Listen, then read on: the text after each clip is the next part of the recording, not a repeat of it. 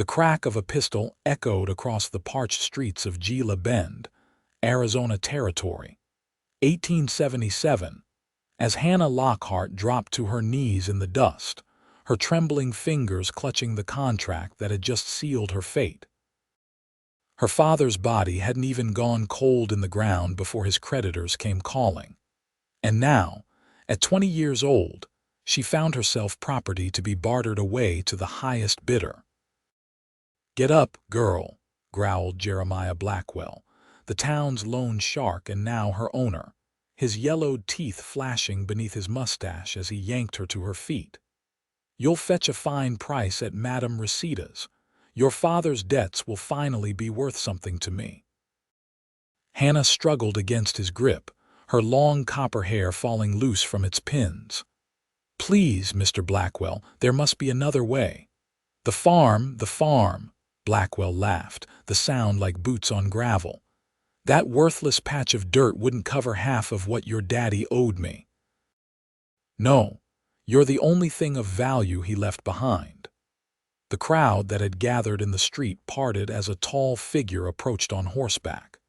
The afternoon sun silhouetted him against the cloudless sky, casting his features in shadow beneath the wide brim of his hat.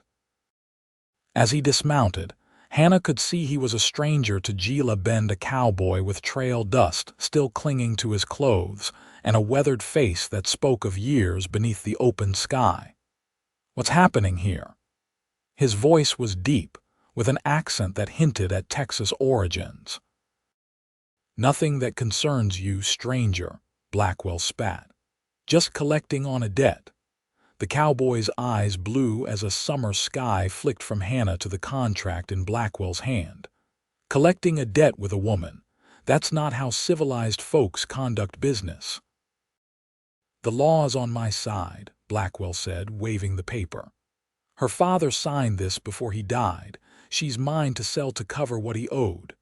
The stranger stepped closer, and Hannah noticed the way his hand hovered near the holster at his hip. "How much?" "What? The debt. How much is it?" Blackwell sneered. $250, plus interest." Without hesitation, the cowboy reached into his vest and pulled out a leather pouch. $300. That should cover the interest too." A hush fell over the onlookers. Hannah stared at the stranger, unable to comprehend why anyone would pay such a sum for someone they'd never met. Blackwell's eyes narrowed with suspicion, but greed quickly overcame caution. He snatched the pouch, counted the money with practiced fingers, then thrust the contract toward the cowboy. "She's yours, then." The cowboy took the paper, studied it for a moment, then looked directly at Hannah. The intensity of his gaze made her heart quicken. With deliberate movements, he tore the contract in half, then in quarters, letting the pieces flutter to the dirt. "No," he said quietly. "She's her own woman now," Blackwell spluttered, his face reddening. "You can't just—" "I believe I just did."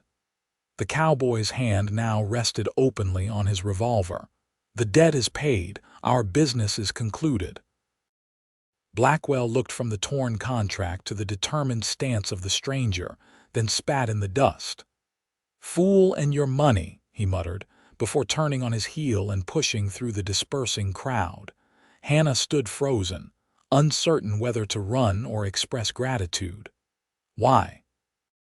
she finally managed to ask. "Why would you do that for a stranger?"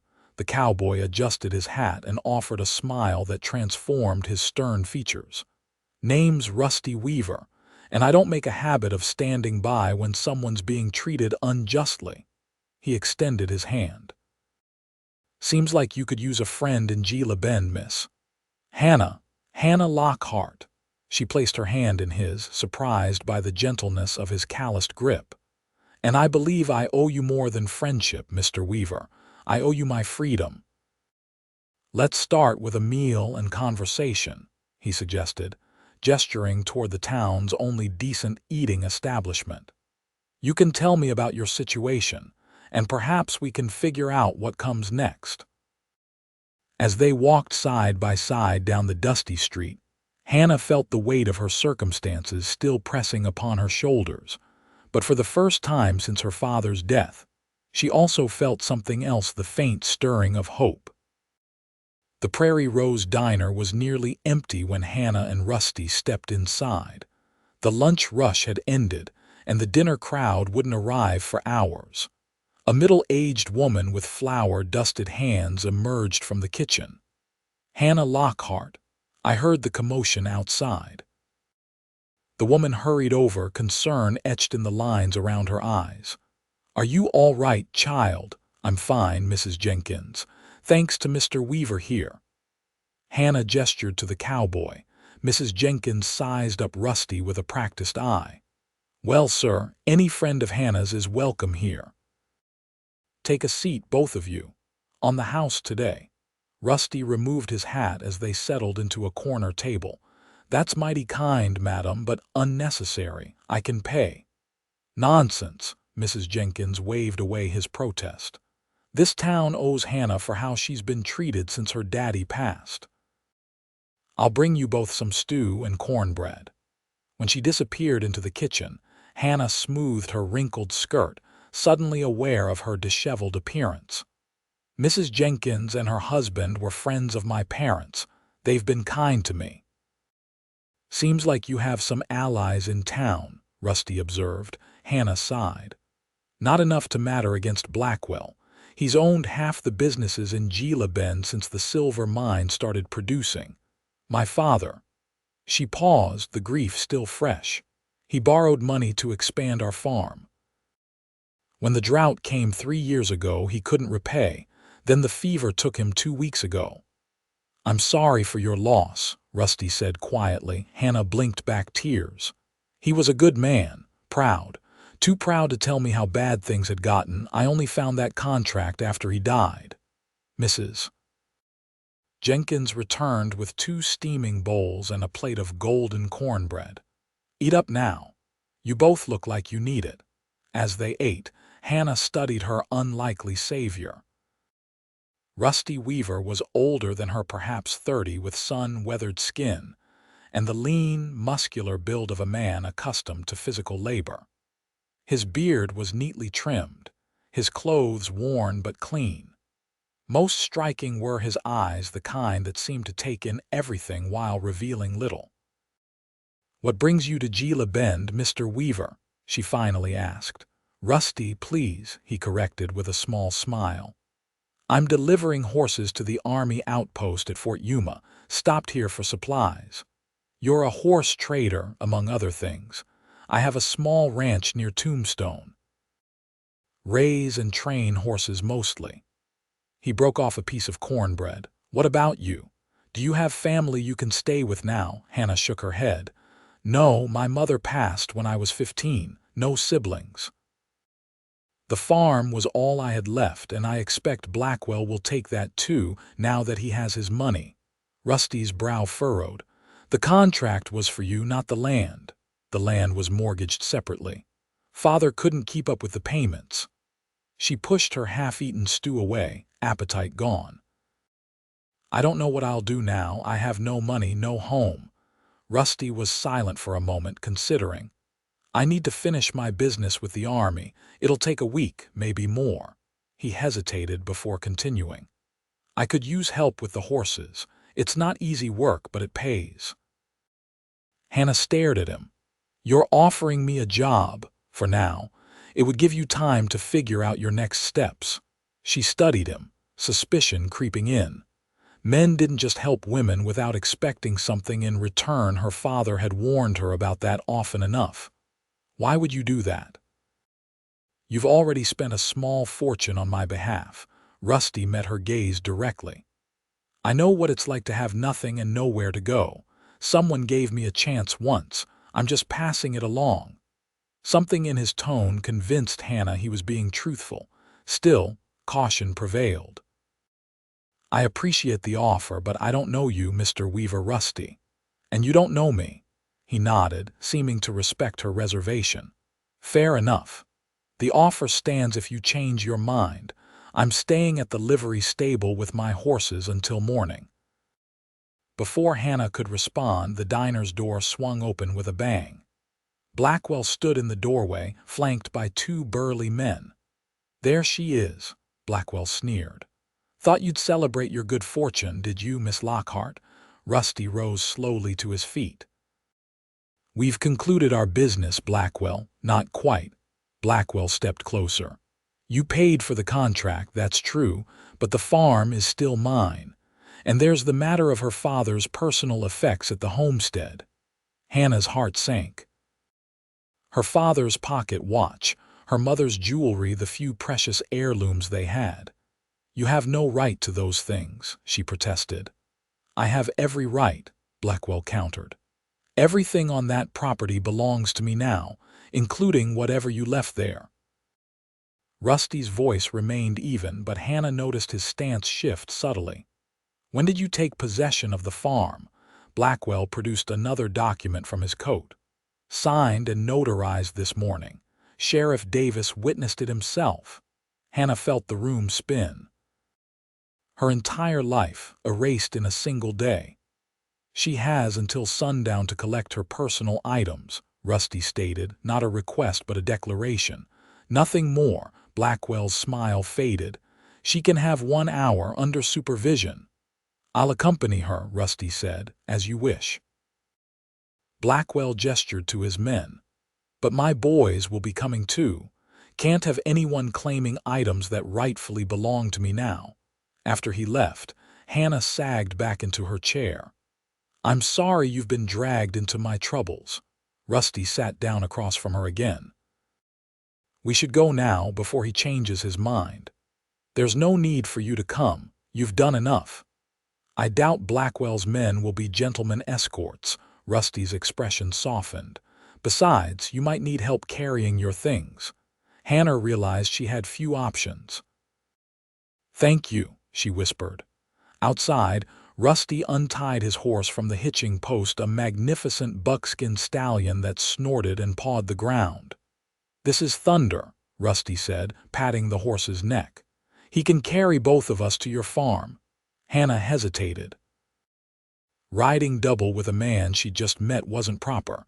But then, nothing about this day had been proper. "The farm's only 2 miles outside town," she said. Rusty offered his hand. "All the more reason not to walk in this heat." He helped her mount, then swung up behind her. Hannah felt the unfamiliar warmth of his chest against her back as they rode, his arms reaching around her to hold the reins. The impropriety of their position wasn't lost on her, but survival had suddenly become more important than decorum. They rode in silence until the small farmhouse came into view. The sight of it, her childhood home, made Hannah's throat tighten. The white paint was peeling, the vegetable garden withered from neglect during her father's illness, but it was still home. Blackwell and his men had arrived before them, already inside, ransacking the place from the sounds of it. Rusty helped Hannah dismount, his hand lingering on her waist a moment longer than necessary. "Take only what matters most," he advised quietly. "We won't have long." Inside, Hannah found chaos. Drawers had been emptied, furniture overturned. Blackwell was in her father's study, rifling through the desk. "Ah, there you are," he said without looking up. "1 hour, Miss Lockhart. The clock is ticking." Hannah hurried to her bedroom, Rusty following close behind. She pulled a carpetbag from beneath her bed and began filling it with essential items: clothes, a hairbrush, a small portrait of her parents. Her fingers trembled as she worked. "There's a loose floorboard under the rug," she whispered to Rusty. "Could you?" He understood immediately, pulling back the worn carpet to reveal a hiding spot. Inside was a small wooden box containing her mother's wedding ring and a locket, along with a few gold coins. "Father must have saved these," Hannah said, surprised. "I had no idea." "Smart man," Rusty commented, handing her the box. "This might give you a fresh start somewhere." Hannah tucked it into her bag, then reached beneath her pillow for a well-worn book of poetry, her mother's favorite. As she did, she heard Blackwell's heavy footsteps approaching.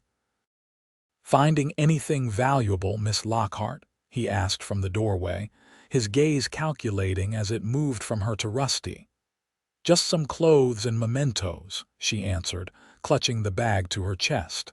Blackwell stepped closer. "I'll need to inspect that before you leave." "That wasn't part of our agreement," Rusty said, moving subtly between them. "My property, my rules," Blackwell insisted. Hannah saw Rusty's jaw tighten. "The lady's undergarments aren't your concern," he said evenly. "Unless you want the whole town to know you're the type of man who paws through a woman's personal items." A tense silence stretched between the men. Finally, Blackwell relented with a dismissive wave. "Fine. But nothing else leaves this house." After he stalked away, Hannah exhaled shakily. "There's a wooden chest in the barn with some of my father's tools. They were my grandfather's. I'd like to take those if possible." Rusty nodded. "I'll create a distraction. When Blackwell's men are occupied, slip out to the barn." "What kind of distraction?"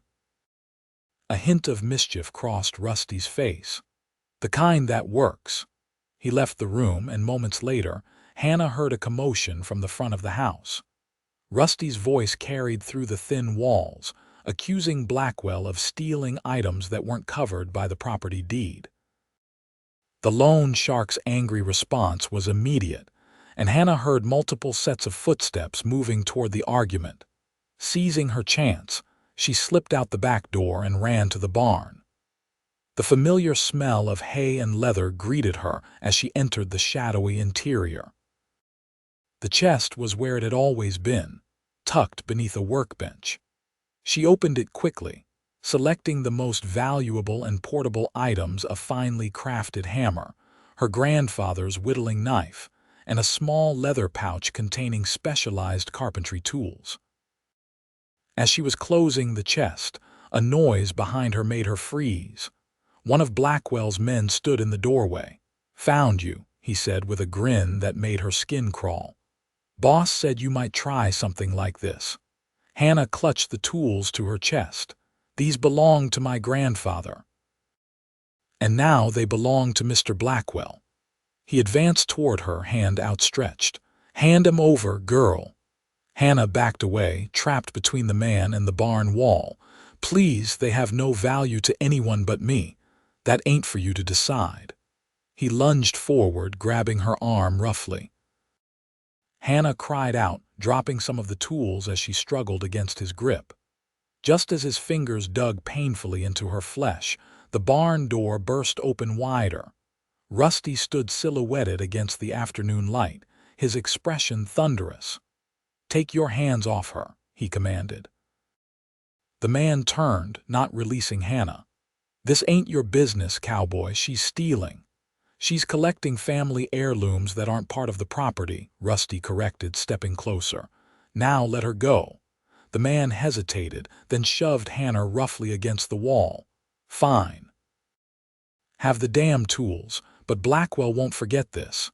After he stomped away, Hannah rubbed her bruised arm. "Thank you again." Rusty helped her gather the fallen tools. "We should go. Now." They hurried back to Thunder, who waited patiently outside. Rusty secured Hannah's bag and the tools to the saddle, then helped her mount. Just as he was swinging up behind her, Blackwell emerged from the house, his face contorted with rage. "This isn't over, Weaver," he shouted as they rode away. "Nobody crosses me in my town." Hannah felt Rusty's arms tighten around her as he urged Thunder into a gallop. They didn't slow until the farm was well behind them, the afternoon sun casting long shadows across the desert landscape. "Are you all right?" Rusty asked, his breath warm against her ear. Hannah nodded, not trusting her voice. The events of the day had left her emotionally drained and physically exhausted. They rode in silence until the outskirts of Gila Bend came into view. "I've been thinking," Rusty said finally. "Blackwell seems the vengeful type. It might not be safe for you to stay in town tonight." Hannah knew he was right. I could ask Mrs. Jenkins if I could sleep in her storeroom. Or, Rusty suggested carefully, you could reconsider my job offer. We could leave for Fort Yuma tonight. Put some distance between you and Blackwell. Hannah twisted to look at him. Tonight, but your supplies, I have enough for the journey. We can get the rest at the fort. Hannah weighed her options quickly. Stay in a town where Blackwell held power and harbored a grudge, or leave with a stranger who had already proven himself honorable. If I accept your offer, she said slowly, I want to be clear that it's employment only. Rusty's expression remained serious. Of course, you'll have your own tent. I'll pay you fair wages, and when we reach Fort Yuma, you can decide whether to continue on or make your own way. The sun was beginning to set as they reached the livery stable. Rusty's other horses, 11 magnificent animals of various colors and breeds, were corralled at the back. Give me a few minutes to settle up with the stable master, Rusty said as he helped Hannah dismount. Then we'll head out. While he was gone, Hannah took stock of her situation. In the space of a single day, she had lost her father's farm, narrowly escaped being sold to a brothel, and agreed to travel with a man she barely knew. Yet somehow, standing amid the horses with her meager possessions, she felt a strange sense of liberation. For the first time in her life, no one was dictating her path. Rusty returned with a young, stable hand carrying additional supplies. We're all set. Think you can ride on your own? Hannah nodded. I've been riding since I was a child. Good. He gestured to a gentle-looking mare. This is Willow. She's steady and even-tempered, perfect for a long journey. As they prepared to depart, Hannah cast one last glance at the town of Gila Bend. 20 years of memories, some good. Many difficult resided within its dusty streets. Yet she felt no regret as they rode away, the horses' hooves kicking up clouds of desert sand that seemed to erase her footprints from the place that had once been home. The night cloaked them in darkness as they rode east, guided by stars and Rusty's unerring sense of direction. Hannah marveled at the vastness of the landscape, so different from the confined world she had known. How far to Fort Yuma? She asked when they paused to water the horses at a small stream. 3 days if we keep a good pace, Rusty replied, offering her a strip of jerky from his saddlebag. You holding up all right? Hannah accepted the food gratefully. I'm fine. It's actually rather exhilarating setting out like this. Rusty smiled, the expression softening his weathered features. Freedom has a way of lifting the spirit, even under difficult circumstances. They continued on for another hour before making camp in a sheltered arroyo. Rusty efficiently set up 2 small tents, built a modest fire, and tended to the horses while Hannah prepared a simple meal from his supplies. As they sat before the crackling flames, the vastness of the star-filled sky above them, Hannah found herself studying her mysterious benefactor. You never explained why you stepped in today, she said finally. Most men would have walked away. Rusty was silent for a long moment, his gaze fixed on the fire. My sister, he said eventually, his voice low. She was in a similar situation once. No one helped her. Hannah waited, sensing there was more to the story.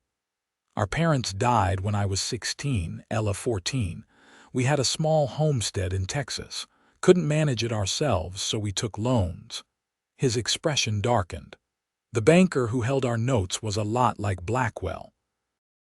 When we couldn't pay, he took interest in other forms of payment. Hannah's heart constricted. Your sister. She refused him. We both did. Rusty's hand moved unconsciously to a scar on his temple. I got this for my trouble. Ella ran away that night. I searched for months but never found her. I'm so sorry, Hannah whispered. Rusty met her gaze across the fire. When I saw you today, I saw Ella. I couldn't walk away, not again. The raw honesty in his voice touched something deep within Hannah. In that moment, She knew instinctively that Rusty Weaver was a man who could be trusted not because he had saved her, but because he carried his own wounds with dignity and compassion. "Thank you for telling me," she said softly, "and thank you for being there today." They fell into a comfortable silence. The crackling fire and distant coyote calls the only sounds in the vast desert night. Hannah felt exhaustion settling into her bones as the events of the day caught up with her. "You should get some rest," Rusty suggested, noticing her fatigue. "We'll start early tomorrow." Hannah nodded, retreating to her small tent.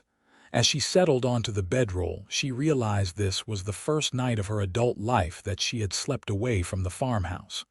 The thought brought both sadness and a curious sense of possibility. Sleep came quickly, but her dreams were troubled images of Blackwell's sneering face, her father's grave, and endless desert roads weaving together in a restless tapestry. She woke before dawn, momentarily disoriented until the events of the previous day came flooding back. Outside, she found Rusty already awake, brewing coffee over a small fire. He handed her a tin cup without comment, his eyes alert despite the early hour. "I thought we'd reach Echo Canyon by nightfall," he said as she sipped the strong, bitter brew. "There's a reliable water source there." "I've never been that far east," Hannah admitted. "The territory opens up past the canyon. It's good grazing land." He hesitated. "My ranch is about a week's ride beyond Fort Yuma. Small place, but the horses do well there." Hannah sensed he was offering more information about himself, building trust between them. "How long have you had it?" "5 years. Worked cattle drives and horse trading to save up. It's not much, but it's mine." There was quiet pride in his voice. "What about you? Did you ever want something beyond the farm in Gila Bend?" Hannah considered the question as they began breaking camp. "I used to dream of going to San Francisco. My mother had a cousin there who wrote letters about the city, the buildings, the culture, the ocean." She smiled wistfully.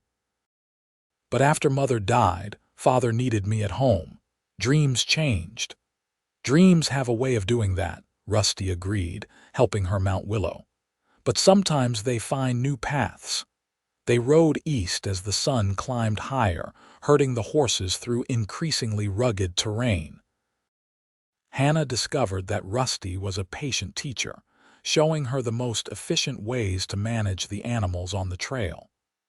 By midday, she had developed a rhythm with Willow, working in tandem with Rusty to keep the small herd moving steadily.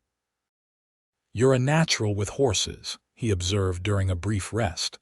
"Most people take days to develop that kind of rapport." Hannah flushed at the compliment.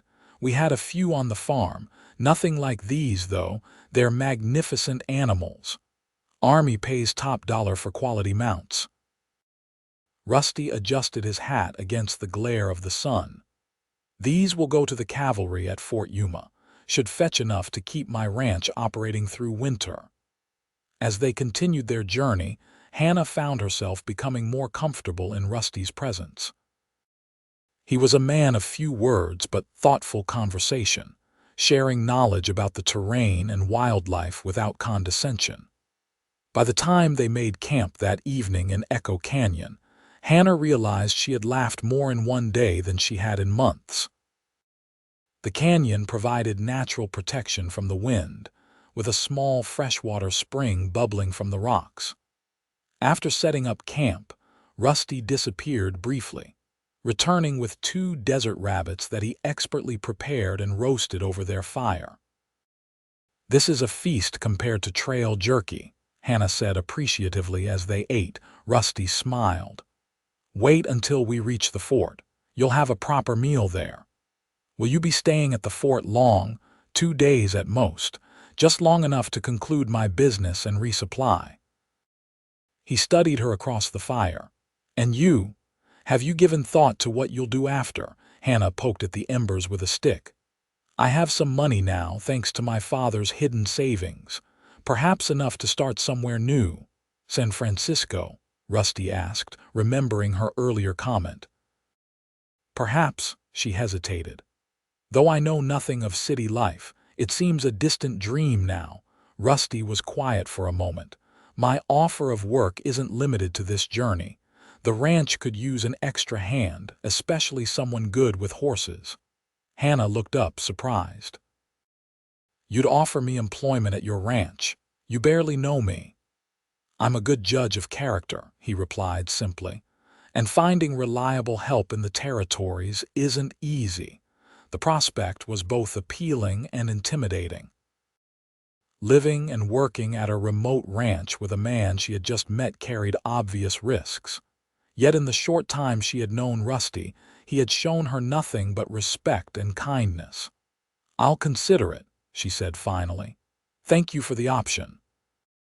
They fell into comfortable silence as night deepened around them. Hannah found herself studying Rusty's profile in the firelight, the strong line of his jaw, the crow's feet around his eyes that suggested he smiled more than his serious demeanor might indicate.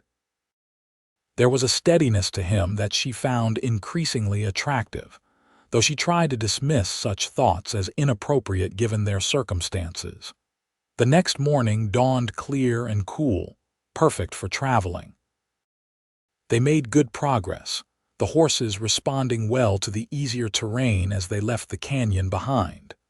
By mid-afternoon, however, Hannah noticed dark clouds building on the western horizon.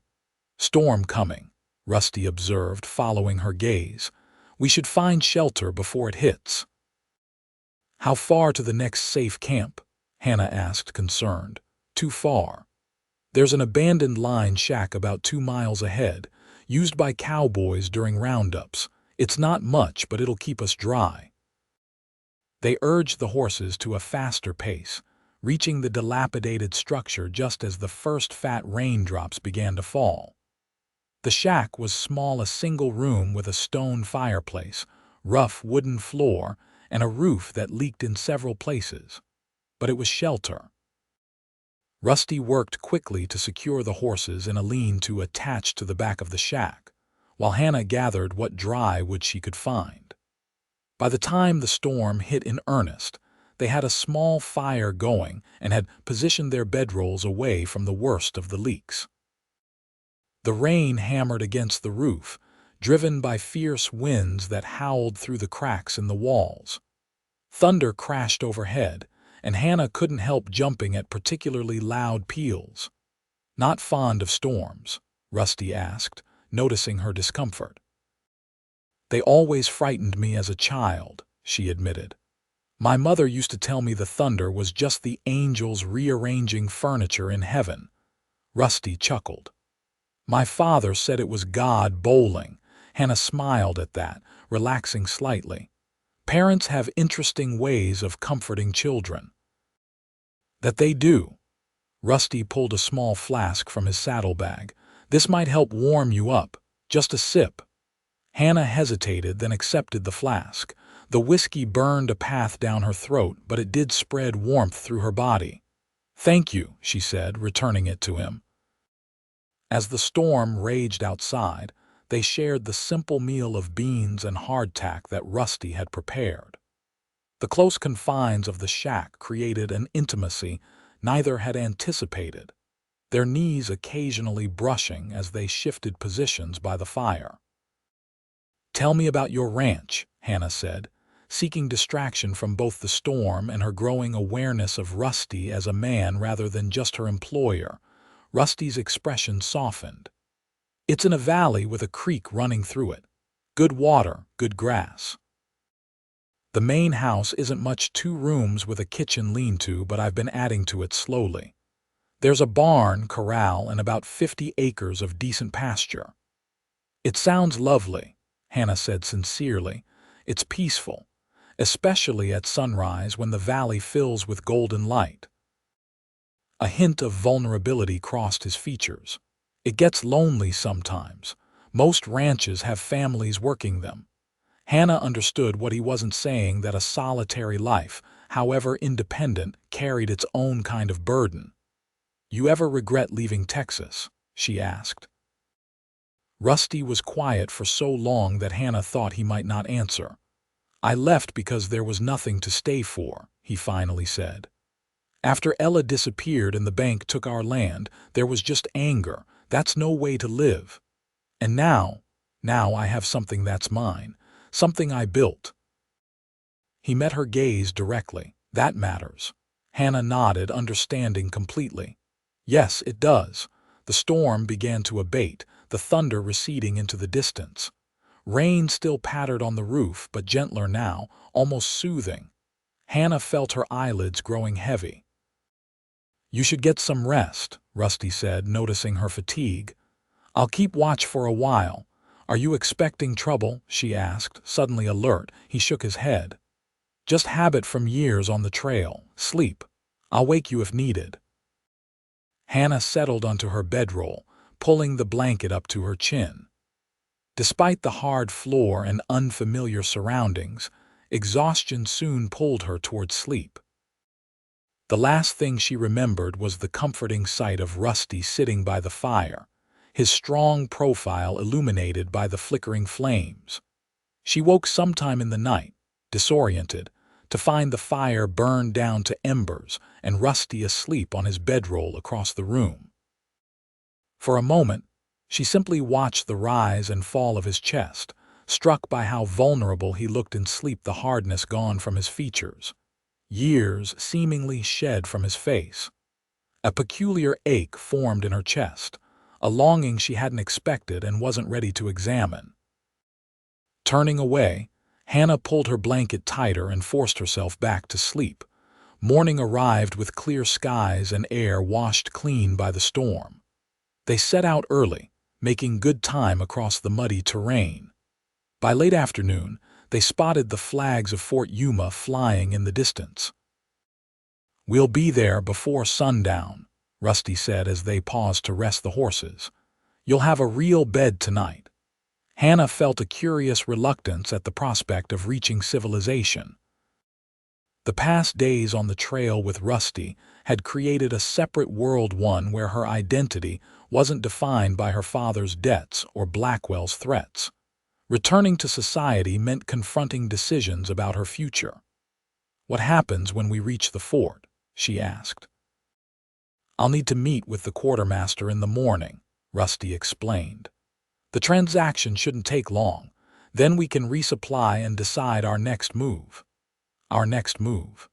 The phrasing suggested a shared path forward, though Hannah knew Rusty was simply being considerate of her circumstances. "I'm grateful for the opportunity to work with the horses," she said carefully. "It's been educational." Rusty's mouth quirked in a half-smile. "You're a natural. I meant what I said about work at the ranch, if that's a path you're considering." "I am considering it," Hannah admitted, "though I don't want to impose on your generosity further." "It's not charity," Rusty said firmly. "I need the help and you need a fresh start. Seems like a fair arrangement to me." His straightforward manner reassured Hannah. Perhaps this unexpected partnership could indeed be beneficial for them both. Fort Yuma was smaller than Hannah had imagined, but bustling with activity. Soldiers in blue uniforms moved purposefully about the dusty parade ground, while civilian traders haggled over goods. Rusty led their small caravan to the livery stable, where the fort's ostler greeted him warmly. "Weaver, back with more of your fine stock, I see." The man's eyes shifted curiously to Hannah. "This is Miss Lockhart," Rusty said by way of introduction. "She's helping me with this delivery." If the ostler found this arrangement unusual, he gave no indication. "Quartermaster's expecting you tomorrow morning. I've got your usual room ready at the boarding house." "We'll need 2 rooms," Rusty corrected. The ostler shook his head. "Place is full up with a survey team." "Lucky to have your room held. Army's been sending more men through lately, something about Apache movements to the north." Rusty frowned, then turned to Hannah. "I'll find other arrangements for myself. You can take the room." "That's unnecessary," Hannah said quickly. "I can find accommodation with one of the officers' families, perhaps. There must be women at the fort. Not many, the ostler interjected. And those that are here are particular about who they take in. Hannah felt her face flush at the implication. Even here, a woman traveling with a man she wasn't married to was viewed with suspicion. Rusty seemed to read her thoughts. "You'll take the room," he said in a tone that brooked no argument. "I've slept under the stars plenty of times." After settling the horses, they made their way to the boarding house, a two-story adobe structure near the fort's main gate. The proprietress, a stern-faced woman named Mrs. Harding, looked Hannah up and down with obvious disapproval. "I run a respectable establishment, Mr. Weaver," she said pointedly. "Miss Lockhart is a respectable woman who has suffered recent hardships," Rusty replied evenly. "She'll be taking my room while I conduct my business with the army." Mrs. Harding sniffed but handed over the key. "Dinner's at 6. No visitors in the rooms after 8. The room was small but clean, with a narrow bed, washstand, and window overlooking the fort's dusty main street. After days on the trail, it seemed luxurious to Hannah. "I'll come by in the morning after I've met with the quartermaster," Rusty said, lingering in the doorway. "You should rest. Get a proper meal." Hannah nodded, suddenly awkward. Their easy companionship on the trail seemed altered by the confines of civilization. "Thank you for everything." Rusty touched the brim of his hat. "Get some rest, Hannah."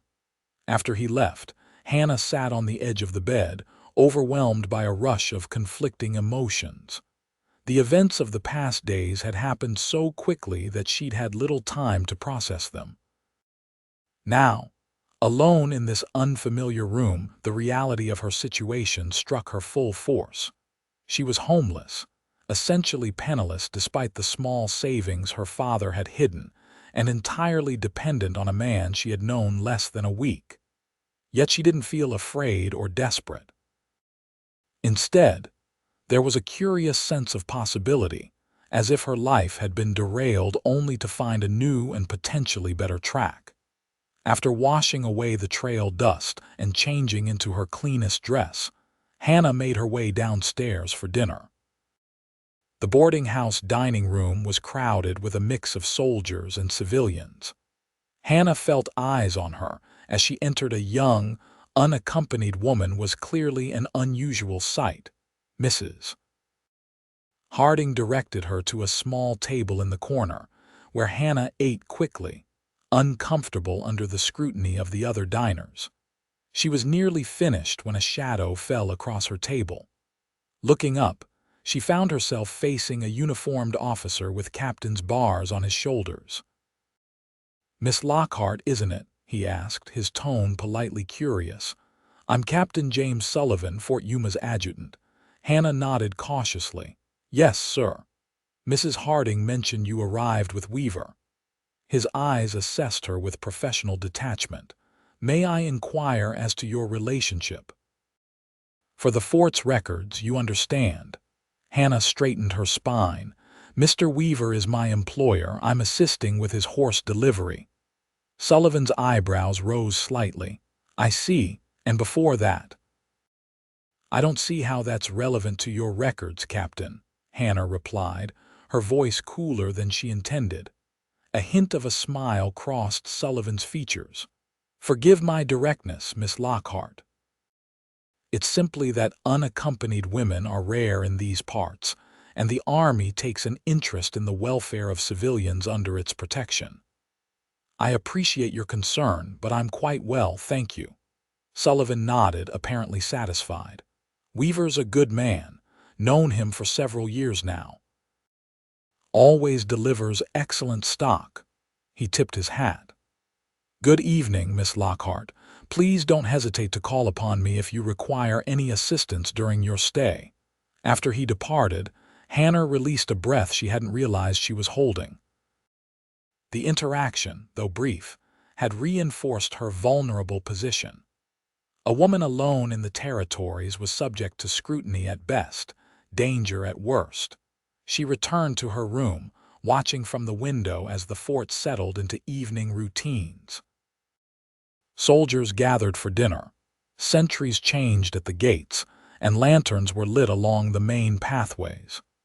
In the fading light, she caught sight of a familiar figure crossing the parade ground, Rusty, his distinctive stride unmistakable even at a distance. Hannah found herself smiling at the sight of him, then quickly stepped back from the window, disconcerted by her own reaction. It wouldn't do to develop feelings for a man who had simply shown her kindness in difficult circumstances. The next morning, Hannah woke early, refreshed after her first night in a real bed in days. After dressing, she made her way downstairs to find Rusty already waiting in the small parlor, hat in hand. "Good morning," he greeted her. "Sleep well, better than I have in some time," she admitted. "How was your night?" "Comfortable enough. The ostler let me bunk in the tack room." He gestured toward the dining room.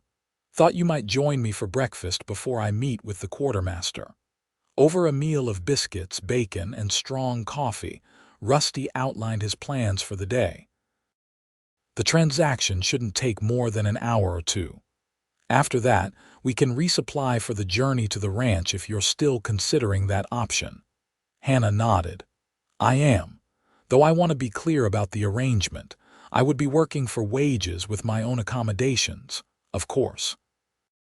There's a small cabin about 50 yards from the main house. Used to be for the previous owner's mother-in-law. It's basic but sound. You'd have your privacy." He hesitated. "The position would include meals and a fair monthly wage. Duties would involve helping with the horses primarily, plus whatever other tasks need doing around the place." The arrangement sounded ideal given Hannah's limited options, yet she couldn't help wondering about the longer term. "And if, after a time, I wish to move on?" "Then I'd wish you well and pay you what you've earned." Rusty's direct gaze held no guile. "You're not signing away your freedom, Hannah. This isn't another contract to bind you." The reference to her near fate in Gila Bend made Hannah wince, but Rusty's forthright manner reassured her. "Then I accept your offer, Mr. Weaver." A smile spread across his face, transforming his features. "I think we're past Mr. Weaver at this point, don't you?" Hannah returned his smile. "I suppose we are, Rusty." Their breakfast was interrupted by the arrival of Captain Sullivan, who greeted them both with military precision. "Weaver, the quartermaster is ready for you. He's quite eager to inspect the new stock." Sullivan turned to Hannah with a polite nod. "Miss Lockhart, perhaps you'd enjoy a tour of the fort while Mr. Weaver conducts his business. My wife would be delighted to accompany you." Hannah glanced at Rusty, who nodded almost imperceptibly. "That's very kind, Captain. Thank you." Sullivan's wife proved to be a lively woman in her 30s who clearly relished the opportunity for female companionship. As they walked the grounds of Fort Yuma, Mrs. Sullivan provided a running commentary on fort life, interspersed with gentle inquiries about Hannah's background. "It must have been dreadful, losing your father and home in such a short time," she sympathized when Hannah provided a carefully edited version of recent events. "And now you're to work at Mr. Weaver's ranch. That's quite unusual." "It's a business arrangement," Hannah said firmly. "Mr. Weaver has been nothing but respectful and professional." "Oh, I'm sure he has," Mrs. Sullivan replied with a knowing smile. "Rusty Weaver has quite a reputation for integrity. The officers here trust him implicitly." She leaned closer, lowering her voice. "Between us, there have been several ladies at the fort who have set their caps for him over the years, but he's never shown interest. Some say he's still pining for someone back east." Hannah felt a curious twinge at this information, but kept her expression neutral. "His personal life is his own affair." Mrs. Sullivan patted her arm. "Of course, dear, I'm just making conversation. It's so rare to have new female company." She brightened. "Oh, we're having a small gathering this evening, just a few officers and their wives. You must join us." Mr. Weaver is already invited, of course. The prospect of a social evening was both appealing and intimidating after days on the trail. "That's very kind, but I'm not sure I'm properly attired for a gathering." "Nonsense. We're hardly hosting a ball. Just a simple dinner and perhaps some music afterward." Mrs. Sullivan's expression turned sympathetic. "And if you're concerned about your dress, I'm sure I have something that would suit you. We're of a similar size." Unable to think of a polite refusal, Hannah accepted the invitation. After completing the tour, Mrs. Sullivan escorted her back to the boarding house with a promise to send over a suitable dress later that afternoon. Hannah found Rusty waiting for her in the small lobby, his business with the quartermaster apparently concluded. "Successful transaction?" she asked. He nodded. "Very. The Army was pleased with the stock. Payment has been arranged." He seemed about to say more when Mrs. Sullivan interrupted. "Mr. Weaver, I've just been showing Miss Lockhart around our little fort, and she's agreed to join us this evening for dinner. I trust we'll see you as well." A flicker of something resignation crossed Rusty's features before he nodded politely. "Wouldn't miss it, madam." After Mrs. Sullivan departed, Rusty turned to Hannah with a raised eyebrow. "A dinner party." Hannah felt herself flush. She was very insistent. "I didn't know how to refuse without appearing ungrateful." "The Sullivans are good people," Rusty conceded. "Though their gatherings tend to involve a fair amount of matchmaking. The captain seems determined to see every bachelor in the territory suitably wed." The implication made Hannah's blush deepen. "I had no intention, that is. I didn't mean to suggest." Rusty's expression softened into amusement. "I know you didn't, and there's no harm in enjoying an evening of civilization before we head back to the trail." He hesitated.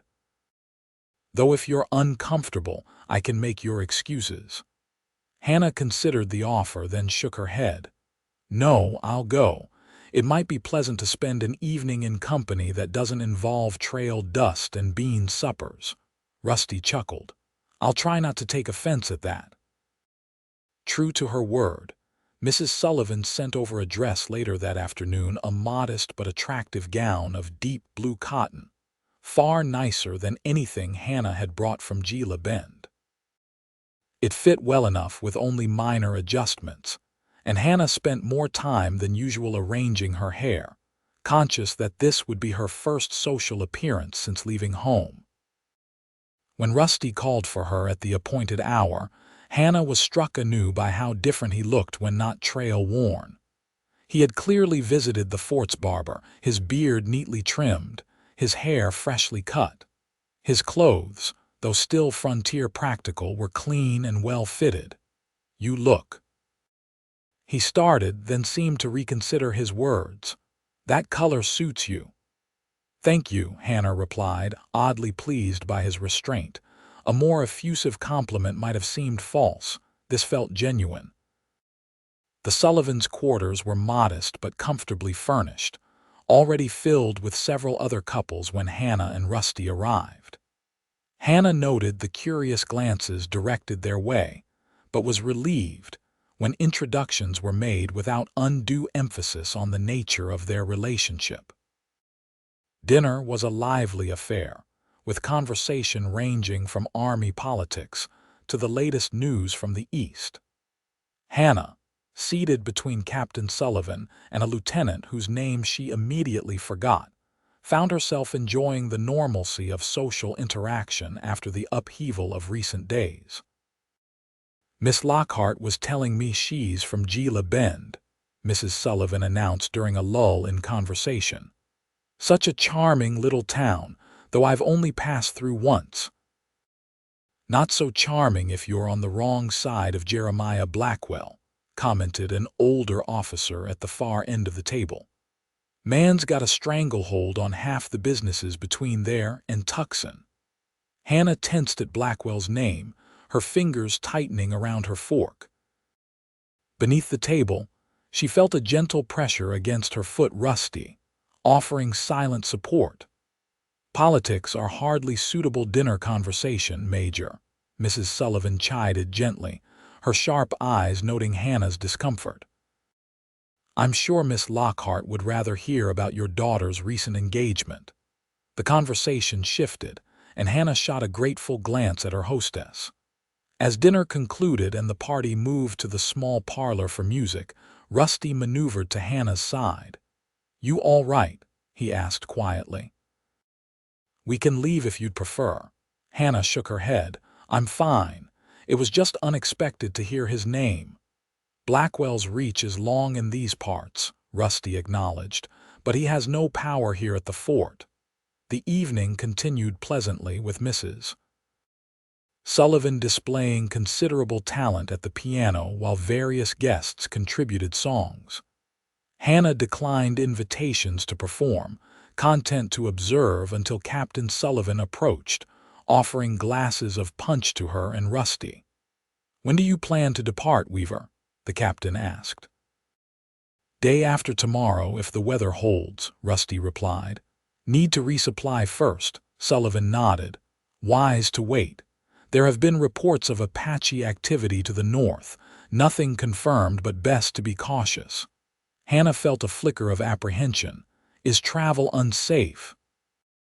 The main routes are generally secure, Sullivan assured her, and Weaver knows the territory better than most. He glanced between them. Still, I wouldn't recommend traveling alone these days. We'll take precautions, Rusty said firmly. As the evening drew to a close, Hannah found herself genuinely reluctant to leave. The simple normalcy of social interaction had been a balm after days of uncertainty and upheaval. Thank you for a lovely evening, she told Mrs. Sullivan sincerely as they prepared to depart. It was most kind of you to include me. The pleasure was ours, my dear, Mrs. Sullivan replied, embracing her warmly. And please keep the dress. It looks far better on you than it ever did on me. She lowered her voice. And do take care on your journey. Mr. Weaver is a good man, but the territories can be unpredictable. Walking back to the boarding house under the star-filled sky, Hannah was conscious of Rusty's solid presence beside her. Neither spoke, but the silence was comfortable rather than awkward. At her door, Rusty hesitated. I'll be gathering supplies tomorrow. Is there anything specific you need for the journey? Hannah considered. Perhaps some paper and a pencil. I'd like to keep a journal of our travels. Rusty nodded. I'll see to it. Sleep well, Hannah. She watched him walk away, struck by the realization that in less than a week, this man had become the fixed point in her rapidly changing world. The thought was both comforting and unsettling. The next day passed quickly as preparations for departure were finalized. Hannah visited the fort's small store, using some of her meager savings to purchase a few personal items and sturdier riding clothes. By evening, everything was ready for an early morning departure. Their journey from Fort Yuma began under clear skies, the horses rested and eager. Rusty set a steady pace, mindful of both the animals and the long distance ahead. They would need nearly a week to reach his ranch, following a route that skirted the more populated areas while avoiding known trouble spots. The first few days passed uneventfully, falling into the now familiar rhythm of travel, camp, and simple meals shared by firelight. Hannah found herself growing increasingly comfortable with Rusty's company, their conversations ranging from practical matters to more personal histories. Did you always want to raise horses? She asked on their third evening as they sat beside a small fire in a sheltered canyon. Rusty considered the question, poking at the embers with a stick. Not specifically, but I've always valued independence.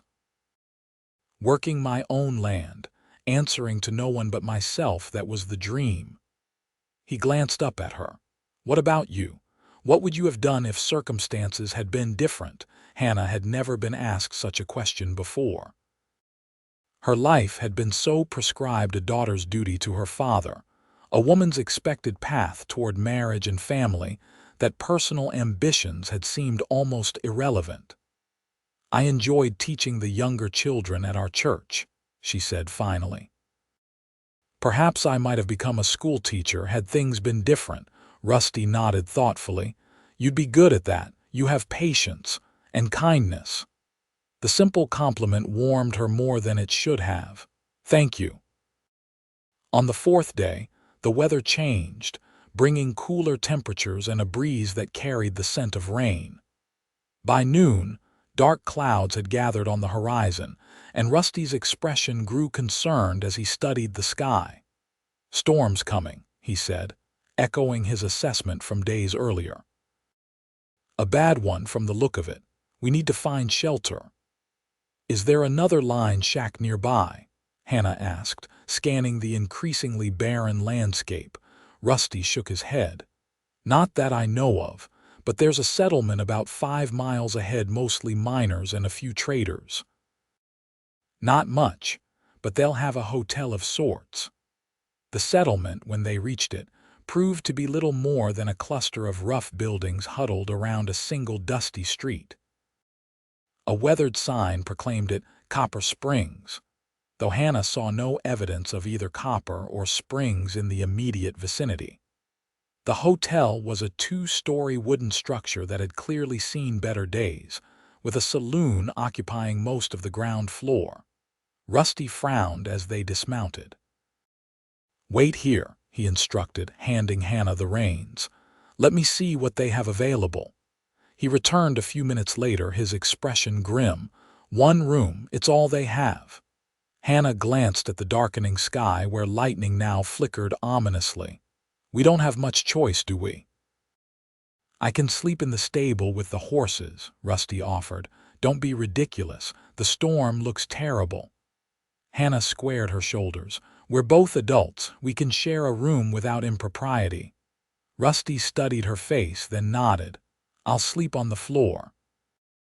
The room was small and sparsely furnished, with a narrow bed, washstand, and single chair. The window rattled in its frame as the wind picked up outside, and Hannah could hear the increasing murmur of voices from the saloon below as patrons sought shelter from the impending storm. Rusty deposited their saddlebags on the floor, then stood awkwardly by the door. "I should check on the horses, make sure they're properly secured before the storm hits." "Of course," Hannah said, equally uncomfortable with the intimate setting despite her earlier bravado. After he left, she set about arranging their few possessions, creating what order she could in the cramped space. By the time Rusty returned, the storm had broken in earnest, rain lashing against the window and thunder booming overhead. "The horses are fine," he reported, shaking water from his hat. "Though this place isn't much better than being outside. Roof leaks in a dozen places." As if to emphasize his point, a drop of water splashed onto the wooden floor between them. Hannah couldn't help laughing at the absurdity of their situation, and after a moment Rusty joined her, the tension in the room dissipating somewhat. "We should get some rest," he suggested when their laughter subsided. "It's been a long day." Hannah nodded, suddenly conscious of the single bed. "You don't have to sleep on the floor. It looks uncomfortable and you're already wet." "I've slept in worse conditions," Rusty assured her. "Still, we could." Hannah hesitated, searching for words that wouldn't sound improper. "We could share the bed above the covers, just to sleep." Rusty's expression remained carefully neutral. "That wouldn't be proper." "Neither is my traveling alone with a man I'm not related to," Hannah pointed out pragmatically. "Yet here we are." A hint of a smile tugged at Rusty's mouth. "You make a fair point." They arranged themselves awkwardly, fully clothed atop the thin coverlet, with as much space between them as the narrow bed would allow. Despite the discomfort, Hannah found herself drifting toward sleep, lulled by the steady rhythm of the rain and Rusty's even breathing beside her. She woke sometime in the night, momentarily disoriented by the unfamiliar surroundings and the warm presence at her back. Somehow, in sleep, they had shifted closer, Rusty's arm draped protectively across her waist.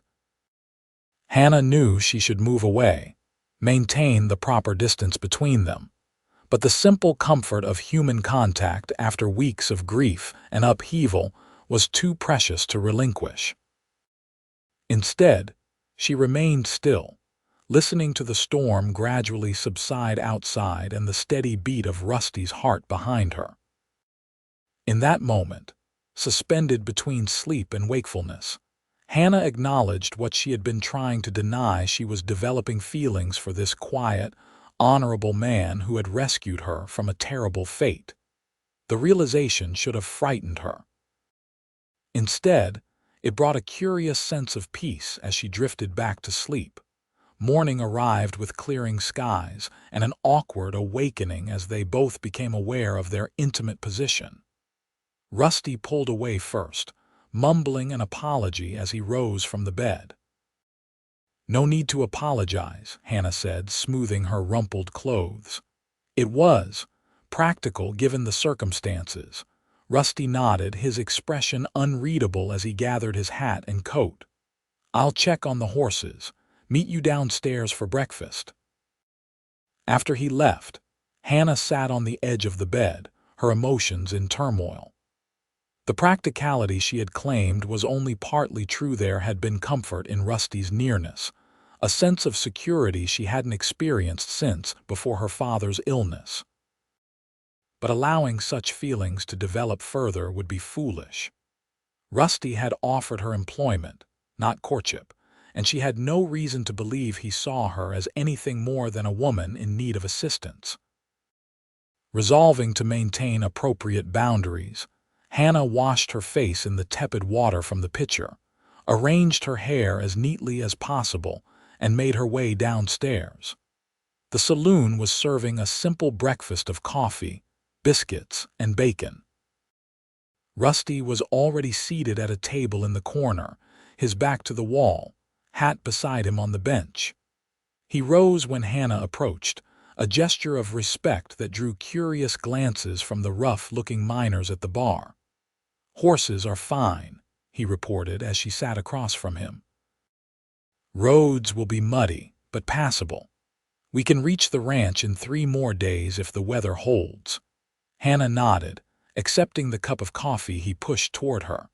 The bitter brew was a far cry from Mrs. Sullivan's fine china service, but the warmth was welcome. "Are we still planning to leave this morning?" she asked. "As soon as possible," Rusty confirmed, his voice low. "This isn't the sort of place I'd choose to linger. Some of these men have been watching you too closely for my liking." Hannah glanced around the room, noticing for the first time the evaluating gazes of several patrons. Women were clearly a rarity in Copper Springs, and her presence even travel-worn as she had drawn attention. They ate quickly, paid their bill, and were mounted and ready to depart within the hour. As they rode away from the settlement, Hannah felt Rusty's tension ease, his posture becoming less vigilant as the distance increased. Not fond of mining towns. She asked when they stopped briefly to water the horses at a small creek. Rusty shook his head. "Too many desperate men with too much liquor and too little law. You seemed ready for trouble back there. Always best to be prepared." He adjusted Thunder's saddle, avoiding her gaze. "Especially when traveling with a woman." The implication that her presence made their journey more complicated stung slightly. "I'm sorry if I'm a burden." Rusty looked up sharply. "That's not what I meant. You're not a burden, Hannah." He hesitated, then added more softly, "Just the opposite." Before she could ask what he meant by that, he mounted Thunder and urged the horse forward, effectively ending the conversation. The next 2 days passed without incident, the landscape gradually changing as they moved eastward. Sparse desert gave way to rolling hills dotted with juniper and pine, the air growing cooler and sweeter. Water became more plentiful, allowing for more comfortable camping arrangements. On their final night before reaching the ranch, they made camp near a small stream that bubbled cheerfully over smooth stones. After a meal of rabbit that Rusty had shot earlier in the day, they sat by the fire, each lost in their own thoughts. "We'll reach the ranch by mid-afternoon tomorrow," Rusty finally said, breaking the comfortable silence.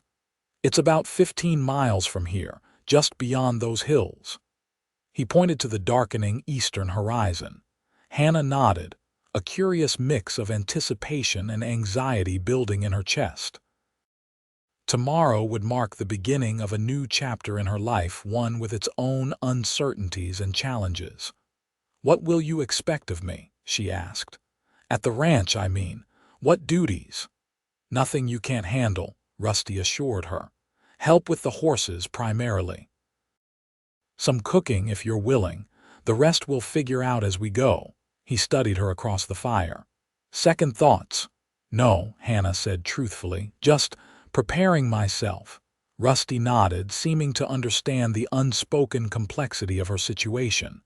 "It won't be easy at first. The work is hard, and the isolation takes getting used to. The nearest town, Clearwater, is a half-day's ride away." "I'm not afraid of hard work," Hannah said, "and after recent events, some isolation might be welcome." A small smile crossed Rusty's features. "You're stronger than you look, Hannah Lockhart." The simple compliment warmed her more than the fire before them. "Thank you for believing that." They fell silent again, the night sounds of the desert enveloping them, coyotes calling in the distance, the soft rustle of wind through scattered vegetation, the occasional snap of their campfire. Hannah found herself memorizing these details, aware that this journey had marked a profound transition in her life. "I should thank you," she said suddenly. "Not just for saving me from Blackwell, but for treating me as a person of value since then. It would have been easy for you to." "To what?" Rusty prompted when she didn't continue. Hannah met his gaze directly. "To take advantage, many men would have." Rusty's expression hardened. "I'm not many men." "No," Hannah agreed softly. "You're not." Something shifted in the air between them, a tension that had nothing to do with discomfort and everything to do with growing awareness. Hannah found herself holding her breath as Rusty leaned forward slightly, the firelight casting shadows across his features. For a moment, she thought he might breach the careful distance they had maintained. Instead, he stood abruptly, breaking the spell. "Dawn comes early," he said, his voice rougher than usual. "We should get some rest." Hannah nodded, unsure whether she felt relief or disappointment as they retreated to their separate bedrolls. Sleep was long in coming that night, her mind filled with questions about what tomorrow would bring and what might have happened if Rusty hadn't pulled away. They reached Rusty's ranch the following afternoon, cresting a small rise to reveal a valley spread before them like a painting. A creek meandered through lush grass, bordered by cottonwood trees that provided welcome shade. The ranch house stood near the center of the property, a modest structure of weathered wood with a stone chimney and covered porch. Nearby stood a barn corral and the small cabin Rusty had mentioned. "It's beautiful," Hannah said sincerely, taking in the peaceful scene. "Truly beautiful." Rusty's expression softened with obvious pride. "It's not much compared to some spreads, but it's home." As they rode closer, Hannah noticed details that spoke of Rusty's character: the well-maintained fences, the carefully tended garden plot beside the main house, the orderly arrangement of equipment and supplies. This was a place created by someone who valued quality over quantity, who took pride in their work. A figure emerged from the barn as they approached, an older man with a weathered face and stooped shoulders who waved a greeting. "That's Hank," Rusty explained. "Helps around the place when I'm away. Lives in Clearwater most of the time." Hank approached as they dismounted, his curious gaze moving from Rusty to Hannah and back. "Wondered when you'd show up, boss. Storm slow you down some," Rusty agreed, shaking the man's hand. "Everything all right here?" "Right as rain. That new mare foaled 3 days ago. Fine colt, strong legs." Hank glanced at Hannah again, clearly waiting for an introduction. "This is Miss Hannah Lockhart," Rusty said. "She'll be staying in the small cabin, helping with the horses and around the ranch." If Hank found this arrangement unusual, he gave no sign of it. "Pleased to meet you, miss. Always said this place needed a woman's touch." He turned back to Rusty. "Got stew on the stove if you're hungry. Figured you might be tired of trail food." While the men tended to the horses, Hannah took the opportunity to explore her new home. The cabin, as Rusty had described, was small but sound, a single room with a stone fireplace, narrow bed, table, and 2 chairs. Someone Hank, presumably, had prepared for her arrival, leaving fresh linens on the bed and firewood stacked neatly beside the hearth. Through the cabin's single window, Hannah could see the main house about 50 yards away, close enough for convenience, but far enough for privacy.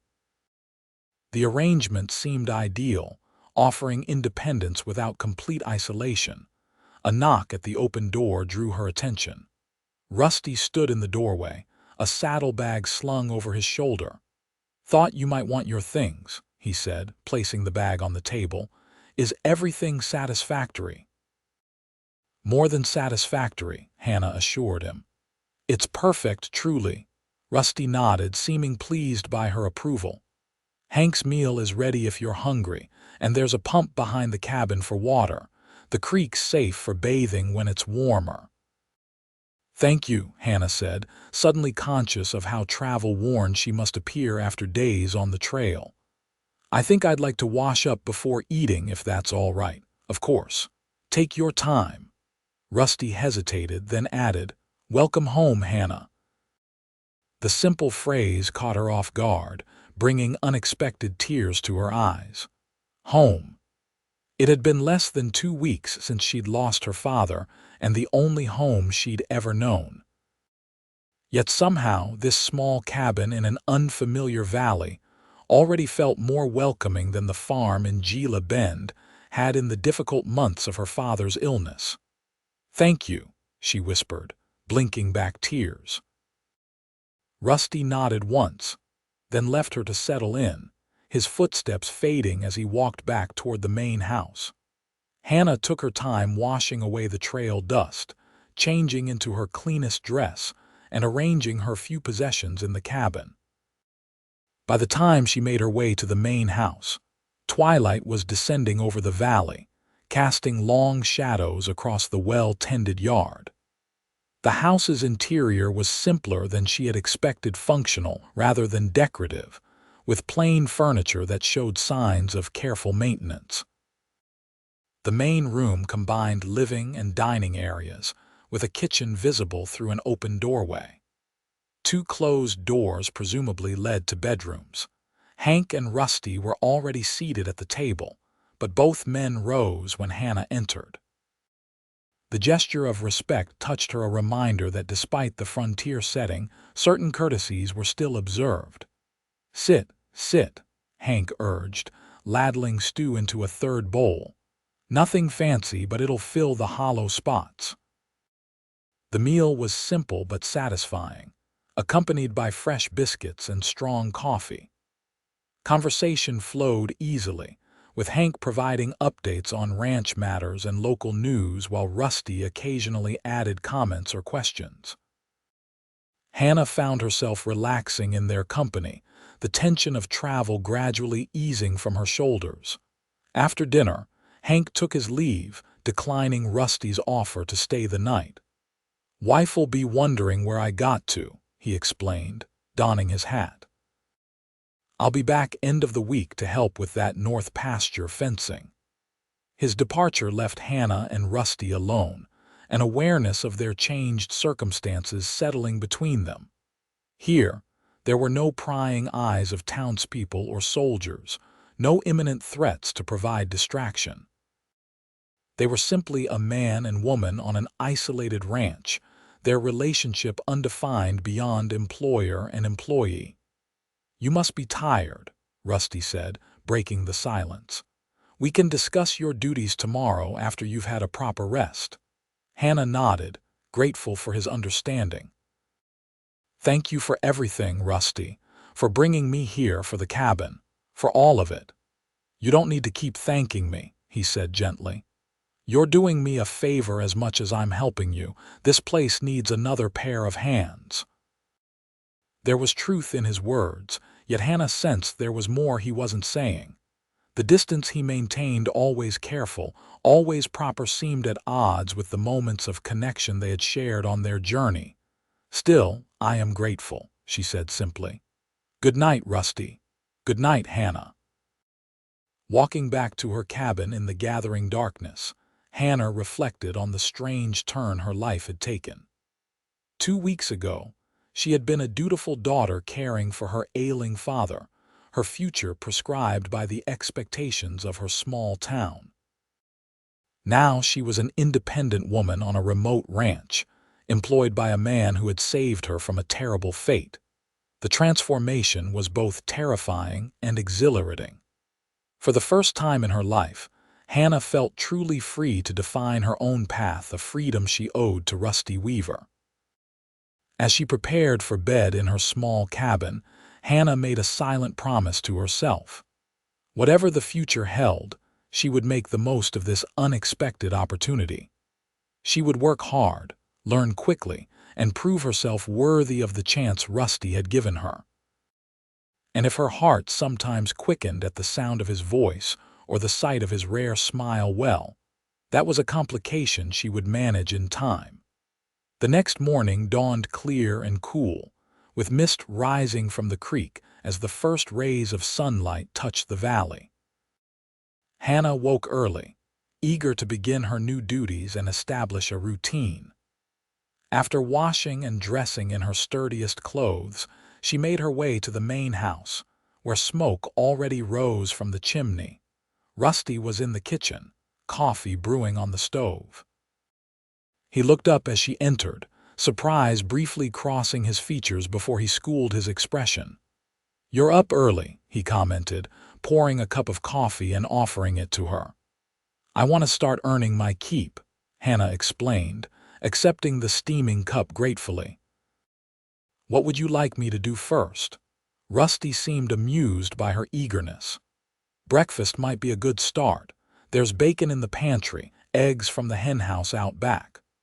While Hannah prepared the simple meal, Rusty outlined the ranch's daily operations and her expected duties. The work was varied, caring for horses, tending the vegetable garden, cooking, and general maintenance. It was more than enough for one person, and Hannah understood why Rusty had been eager for assistance. "I usually take breakfast and dinner here at the house," he explained as they ate. "Midday meal depends on what needs doing. Some days I'm too far afield to return." "I could pack something for you on those days," Hannah offered. Rusty nodded, seeming pleased by the suggestion. "That would be helpful."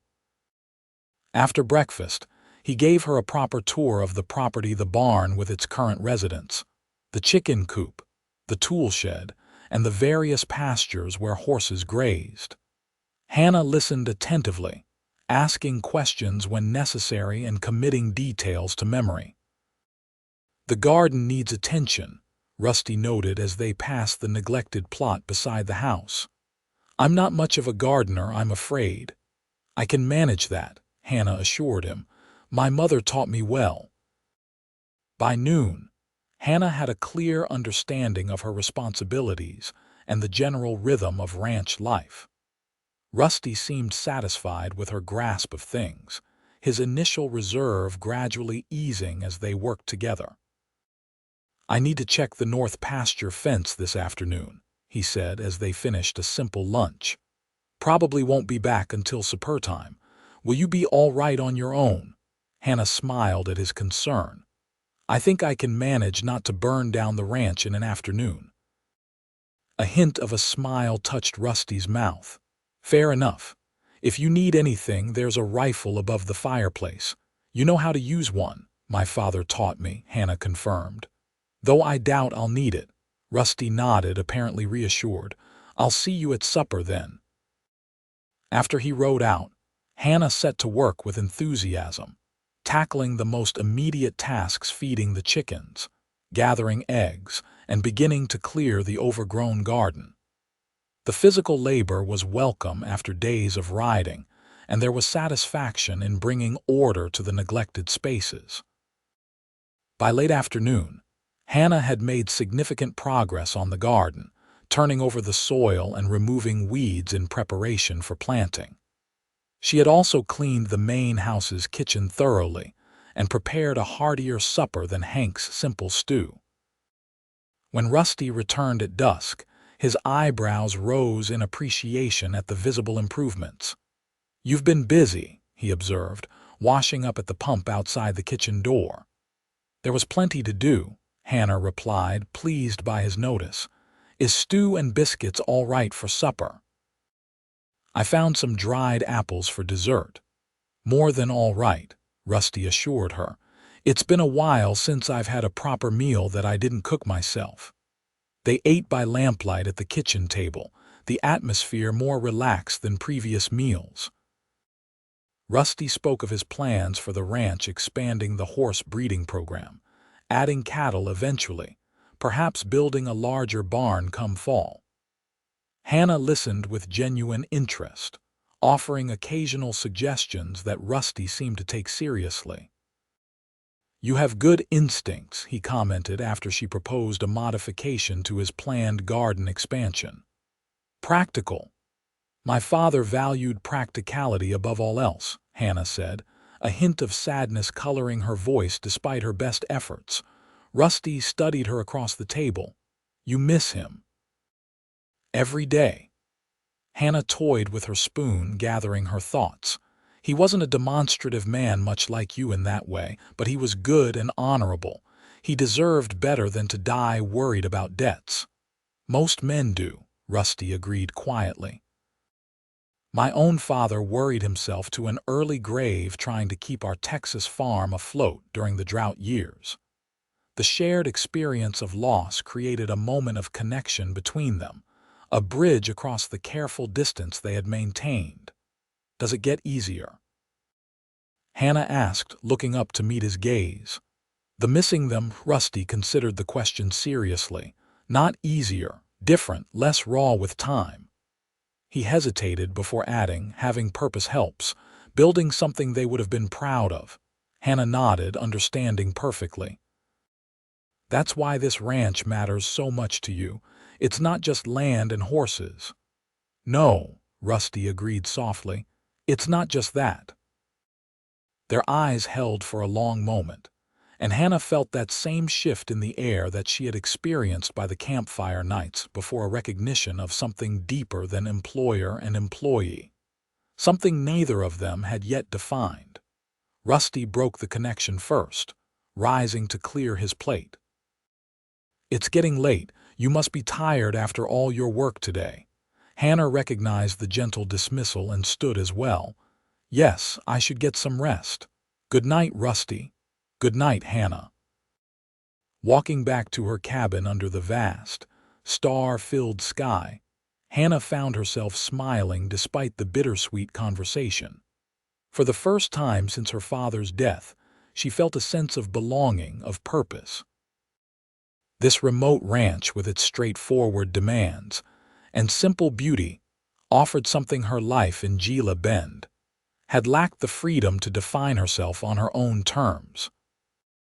And if part of that definition increasingly included her feelings for a certain quiet, honorable rancher, well, that was something she would need to consider carefully in the days ahead. Days turned into weeks as Hannah settled into life at Rusty's ranch. Spring advanced across the valley, bringing wildflowers to the meadows and new growth to her carefully tended garden. The routine of ranch work, physically demanding but satisfying, gave structure to her days, while the beauty of the surroundings nourished her spirit. Rusty proved to be a fair employer, neither demanding nor lenient, his expectations high but reasonable.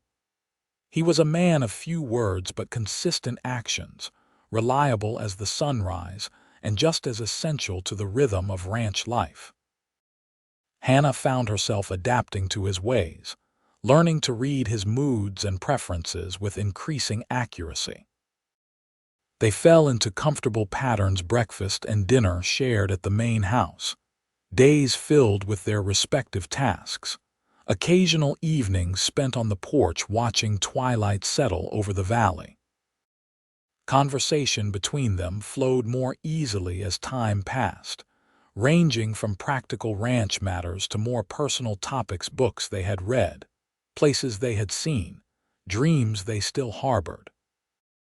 Yet beneath this growing companionship ran an undercurrent of something deeper, a mutual awareness that neither seemed ready to acknowledge. Hannah would sometimes catch Rusty watching her with an expression that made her heart quicken, only to have him look away when their eyes met. For his part, Rusty maintained a careful physical distance between them, unfailingly respectful but never familiar. One evening in early May, as they sat on the porch after supper, Rusty broke their comfortable silence with an unexpected announcement. "I need to make a trip to Clearwater tomorrow," he said, his gaze fixed on the distant mountains. "Some supplies we're running low on and I should check mail. Thought you might like to come along." Hannah looked up from her mending in surprise. "Both of us? What about the ranch?" "Hank's coming by in the morning. He can keep an eye on things for a day." Rusty glanced at her. "Unless you'd rather stay here." "No, I'd like to see Clearwater," Hannah assured him quickly. "It's been nearly 2 months since I've been to a proper town." Rusty nodded, seemingly pleased by her response. "We'll leave at first light then. Should reach town by mid-morning." The prospect of a day away from ranch routine filled Hannah with unexpected excitement. While she had grown to love the peaceful valley, there was something appealing about the idea of seeing new faces, perhaps purchasing a few small luxuries if her carefully hoarded wages permitted. They set out as planned, the spring morning crisp and clear. Riding side by side along the well-worn trail, Hannah was struck by how different this journey felt from their first travels together. Then, she had been a desperate woman fleeing a terrible fate. Now, she was simply a ranch worker accompanying her employer to town, though the flutter in her stomach whenever Rusty smiled suggested her feelings were far from simple. Clearwater proved to be larger than Hannah had expected, a proper town with several streets, substantial buildings, and a bustling main square. After stabling their horses at the livery, Rusty outlined his plans. "I need to visit the mercantile, the bank, and the post office," he said. "Should take a couple of hours. You're welcome to come along or explore on your own if you prefer." Hannah considered her options. "I have some small purchases to make.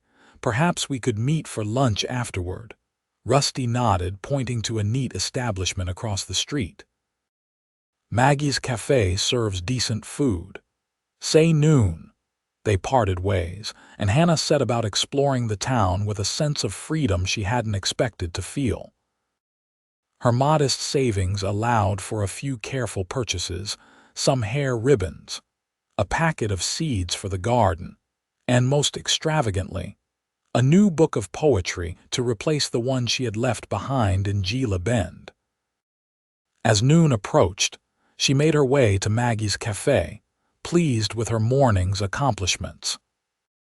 The cafe was busy with the lunch crowd, but Hannah spotted Rusty immediately, seated at a corner table with his back to the wall, his habitual position. She had noticed, always vigilant even in seemingly safe surroundings.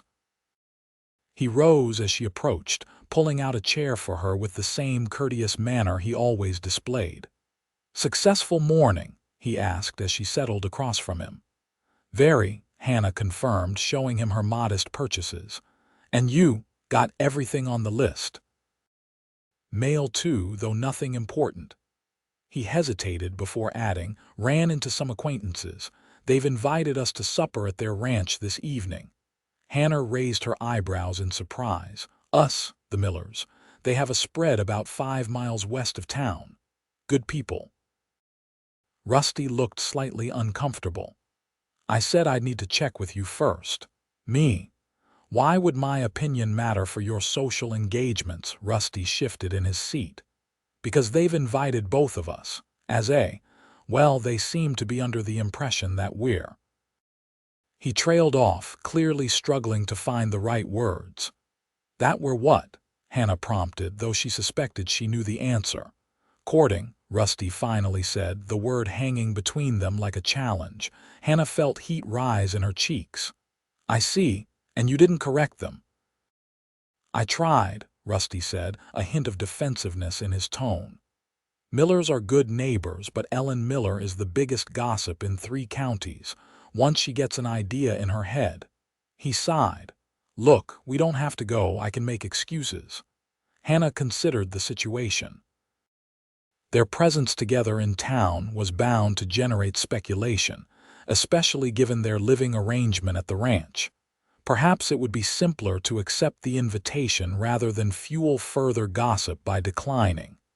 I think we should go, she decided. Unless you'd rather not. Rusty studied her face. You're sure it might be awkward? Life is full of awkward moments, Hannah said pragmatically. Besides, I'd like to meet your neighbors. The relief on Rusty's face was almost comical. All right then. We'll head out after we finish our business in town.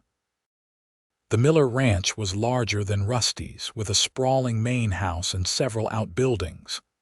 Ellen Miller, a plump, energetic woman in her 40s, greeted them with obvious delight when they arrived. Rusty Weaver, as I live and breathe. When Thomas said he'd seen you in town with a young lady, I could hardly believe it. Her keen eyes assessed Hannah from head to toe. And you must be Miss Lockhart. Rusty's told us absolutely nothing about you, which is just like him, keeping his happiness to himself. Before either could correct her assumption, Ellen ushered them into the house, where her husband Thomas, a tall, weathered man with kind eyes, offered Rusty a hearty handshake and Hannah a polite bow. Welcome to our home, Miss Lockhart, he said warmly. It's good to see Weaver finally settling down. Been telling him for years he needs a good woman's influence. Hannah cast a helpless glance at Rusty, who looked equally at a loss. Any attempt at clarification was forestalled by Ellen's bustling hospitality as she guided them to the dining room, where 2 other couples already waited. The Petersons and the Clarks, Ellen announced, making quick introductions. Now we're all complete. What followed was one of the most surreal evenings of Hannah's life. The Millers and their guests clearly believed she and Rusty were engaged in a serious courtship, and every attempt to correct this misconception was either missed or deliberately ignored. Ellen, in particular, seemed determined to celebrate their relationship, peppering the conversation with questions about their future plans and knowing comments about Rusty's transformation. I've never seen him so attentive, she declared at one point, as Rusty refilled Hannah's water glass. Love changes a man, doesn't it, Thomas? Thomas Miller nodded sagely. That it does, my dear, that it does. Hannah caught Rusty's eye across the table, noting the mix of embarrassment and resignation on his features.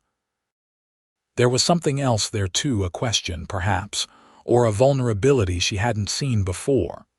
The meal itself was excellent, and despite the awkward circumstances, Hannah found herself enjoying the company. These were good people, hardworking, straightforward, and genuinely welcoming. Their assumption about her relationship with Rusty, while mistaken, came from a place of affection for him and hope for his happiness. As the evening drew to a close, Ellen pulled Hannah aside while the men discussed ranch matters on the porch. "I'm so glad Rusty found you," she said, patting Hannah's hand. "He's been alone too long, not good for a man, especially one with his past." Hannah hesitated, torn between honesty and curiosity. "His past," Ellen lowered her voice. "He hasn't told you about his sister." "He mentioned she disappeared," Hannah said carefully. "After their parents died." Ellen nodded solemnly. "Terrible business. Rusty searched for months, finally tracked her to a house of ill repute in San Antonio, but he was too late." She shook her head sadly. The poor girl had taken her own life just days before. Rusty blamed himself for not finding her sooner.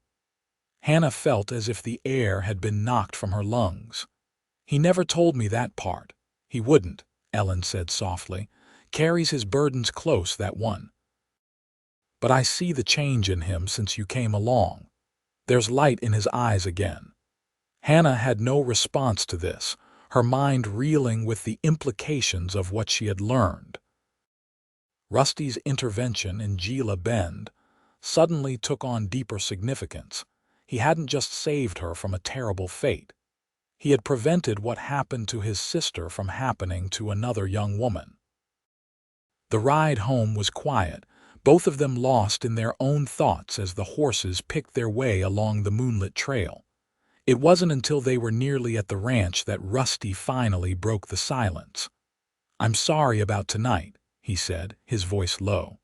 "The assumptions, the questions. It must have been uncomfortable for you." "It wasn't so bad," Hannah replied truthfully. "They care about you, that's something to value." Rusty glanced at her, his expression difficult to read in the darkness. "Ellen talks too much." "She told me about your sister," Hannah admitted. "About what really happened to her." Rusty's posture stiffened.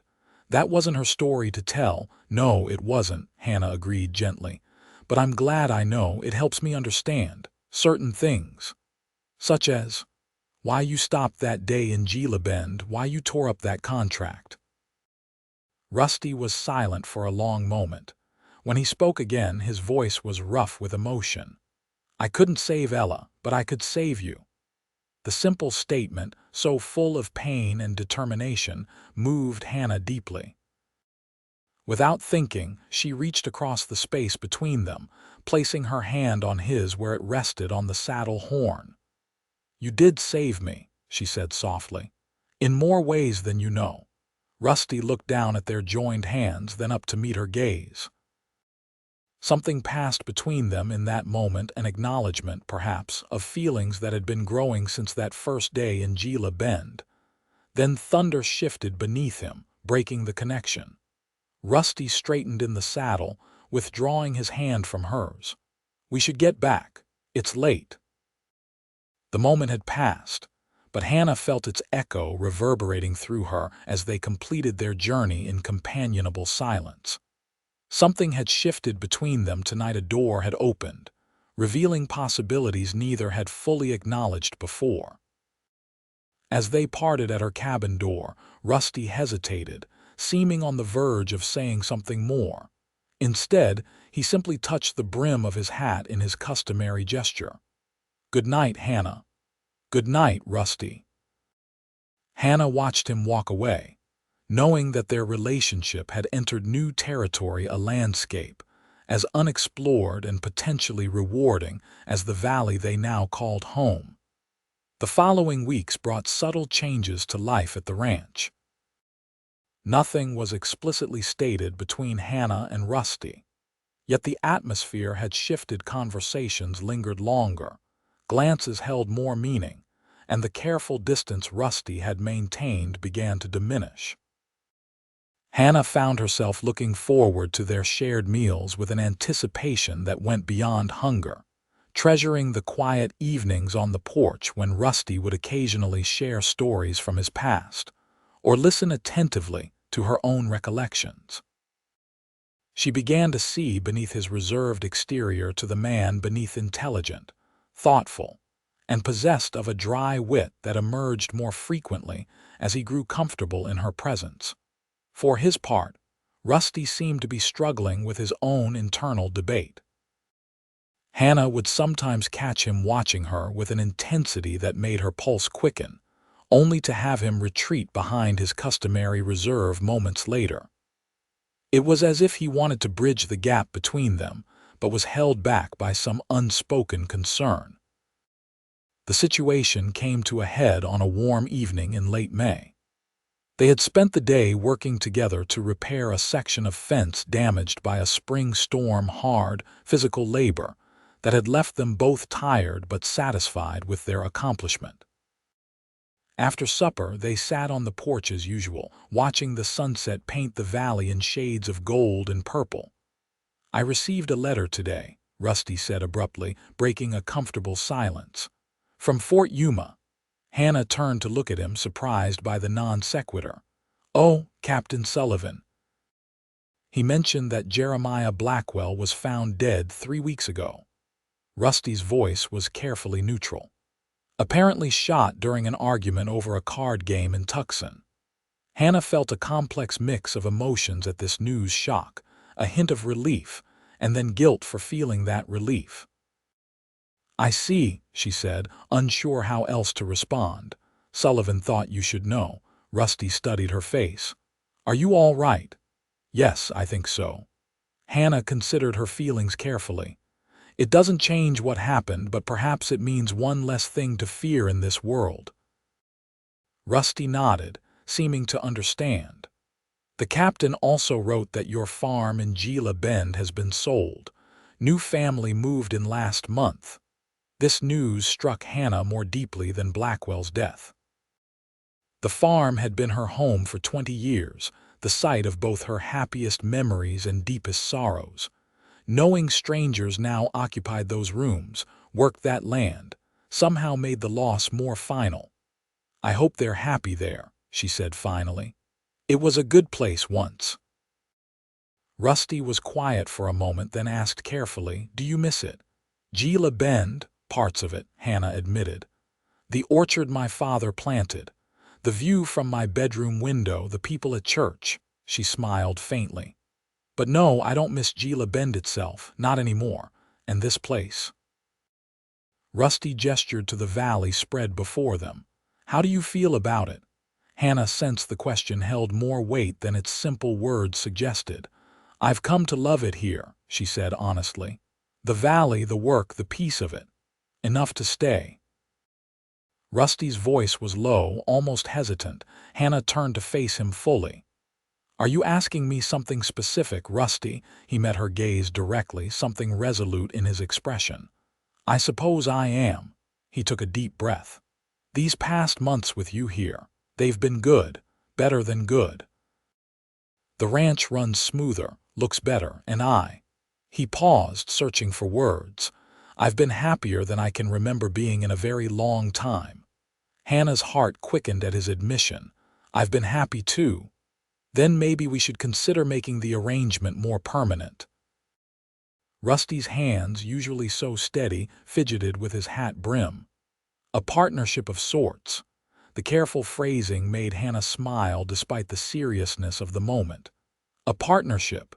Is that what the Millers would call it?" A flush crept up Rusty's neck.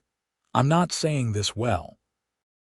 He set his hat aside and shifted to face her more directly. "Hannah, I care for you, more than I expected to, more than I thought possible after everything. And I hope you might feel something similar." The directness of his statement, so unlike his usual measured speech, touched Hannah deeply. "I do," she said softly. "Care for you, that is, very much." Relief and something like joy crossed Rusty's features. "Then would you consider?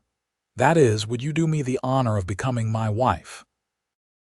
Though she had sensed the conversation was heading in this direction, the actual proposal still took Hannah's breath away. For a moment, she could only stare at him, taking in the vulnerability in his expression, the hope and fear mingled in his eyes. "Are you certain?" she asked finally. "It's a big step from employer and employee to husband and wife." "I've never been more certain of anything," Rusty said firmly. I know it hasn't been that long, but I feel like I've known you much longer, like you belong here with me." Hannah felt tears prick her eyes at the simple sincerity of his words. "I feel that too. Then is that. Are you saying yes?" Hannah smiled through her gathering tears. "Yes, Rusty Weaver, I would be honored to be your wife." The transformation of his expression was remarkable, the reserved, cautious man suddenly alight with joy. He reached for her hands, holding them gently between his own. "I don't have much to offer beyond this ranch and my promise to care for you always," he said earnestly. "But everything I have is yours." "It's more than enough," Hannah assured him. "More than I ever expected to find after leaving Gila Bend." Rusty's gaze dropped to her lips, a question in his eyes. Hannah answered by leaning forward slightly, an invitation he accepted with gentle determination. Their first kiss was tender, almost hesitant, a promise of deeper connection to come rather than a culmination of desire. When they parted, Rusty kept her hands in his, as if afraid she might vanish if he let go. "I should ride to Clearwater tomorrow, speak with the preacher about posting bands." Hannah nodded, practical matters intruding on the emotional moment. "How soon would you want the wedding?" "As soon as is proper," Rusty replied without hesitation. "Unless you want more time." Hannah considered this. There were no family members to notify, no elaborate preparations needed for a frontier wedding. 3 weeks, she suggested. "That would give us time to prepare the house and send word to the Millers and anyone else you'd like to invite." Rusty smiled, clearly pleased by her practical approach. 3 weeks it is." His expression grew more serious. "Are you sure about this, Hannah?" "About me? I'm not an easy man, I know that. Set in my ways, too quiet sometimes." "I'm sure," Hannah said firmly. "Your quiet ways suit me, Rusty Weaver. And as for being set in your ways, well, we can work on that together." The small joke earned her another smile, this one warming his eyes in a way that made Hannah's heart flutter.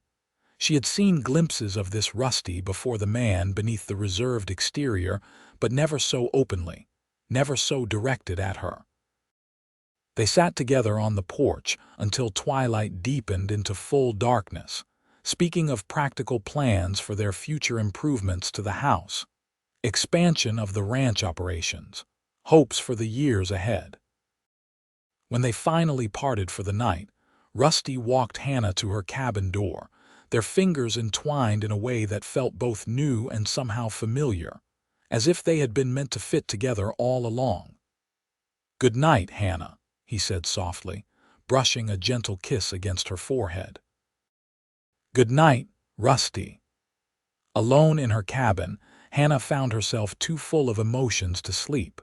Just 4 months ago, she had been facing a life of servitude or worse, her future stolen by her father's debts.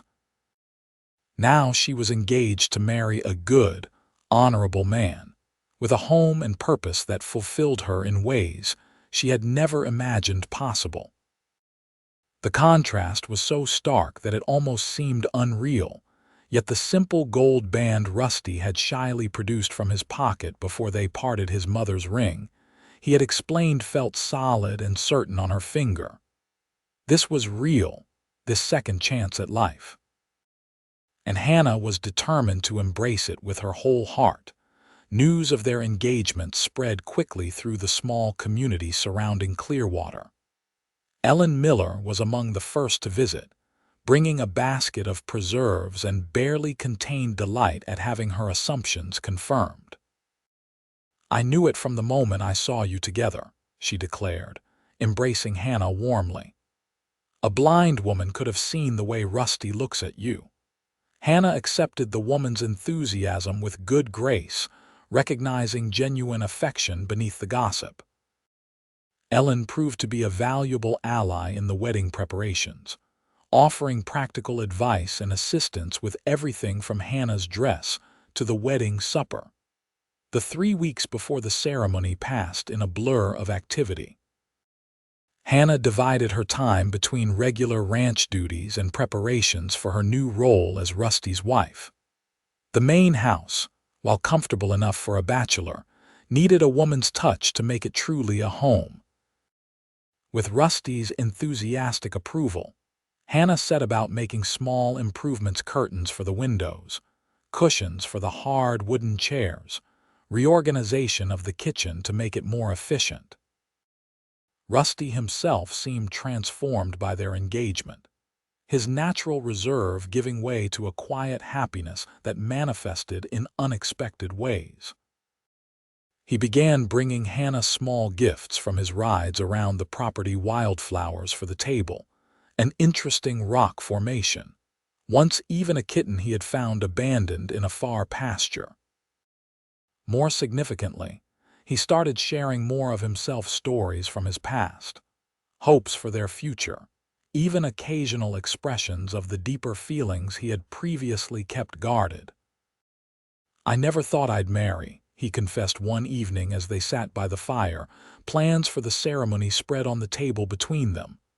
"After Ella, after everything, I figured being alone was safer, simpler." "And now?" Hannah asked softly. Rusty's gaze was steady, his voice certain. "Now I can't imagine going back to that, being alone." He reached across the table to take her hand.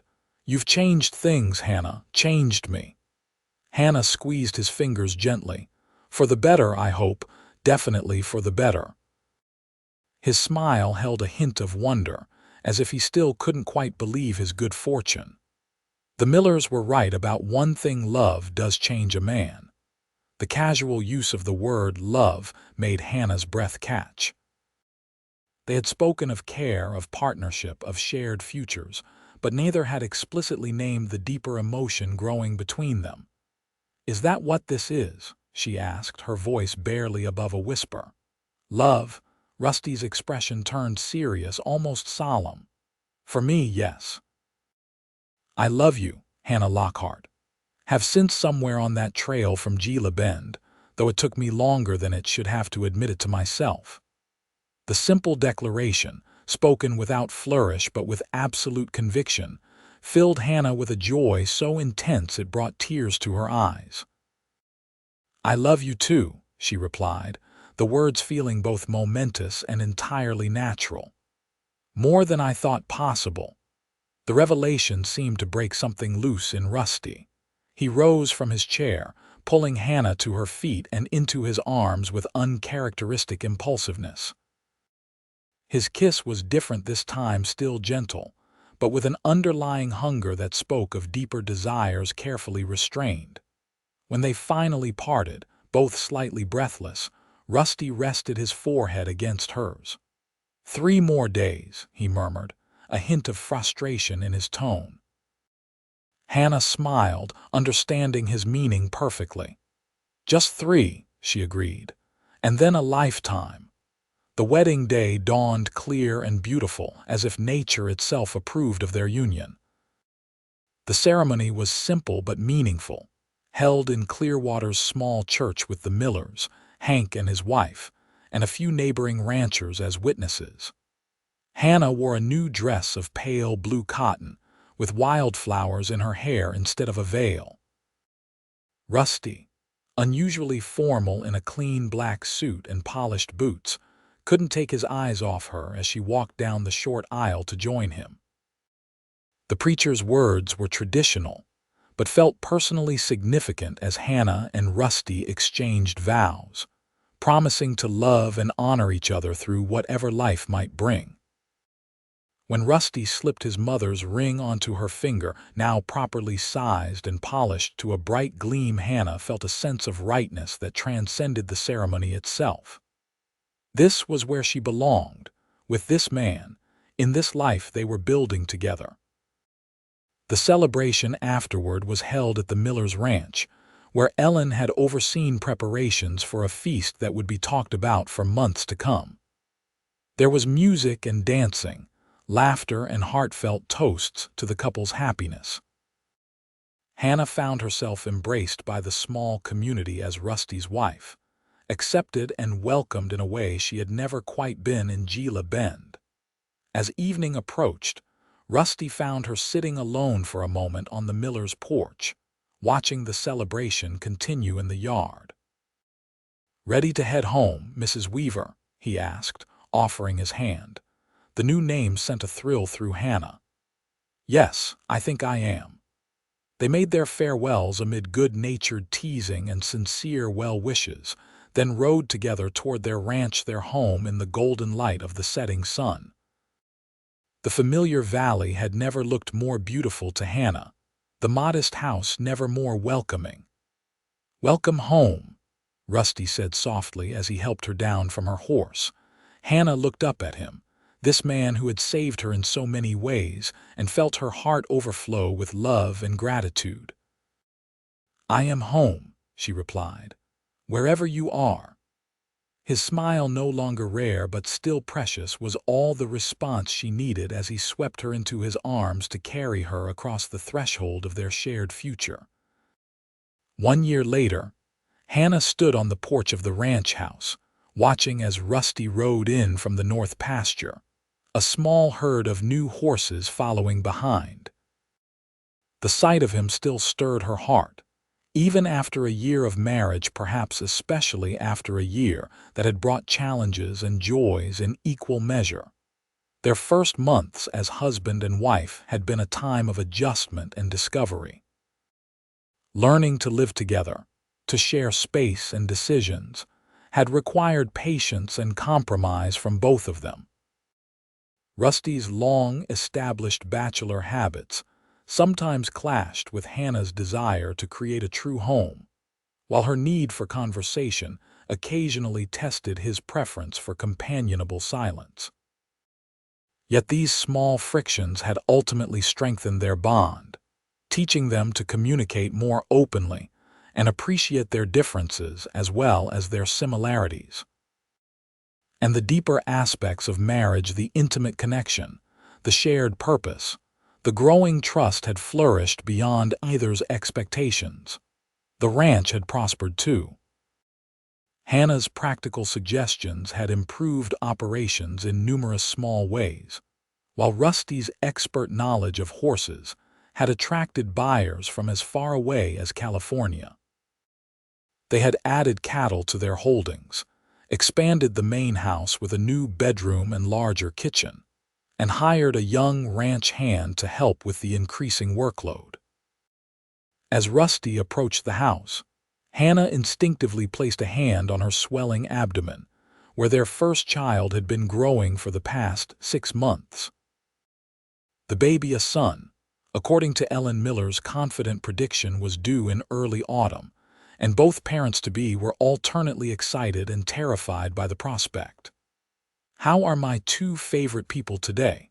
Rusty asked as he dismounted, his smile warming his eyes in the way Hannah loved.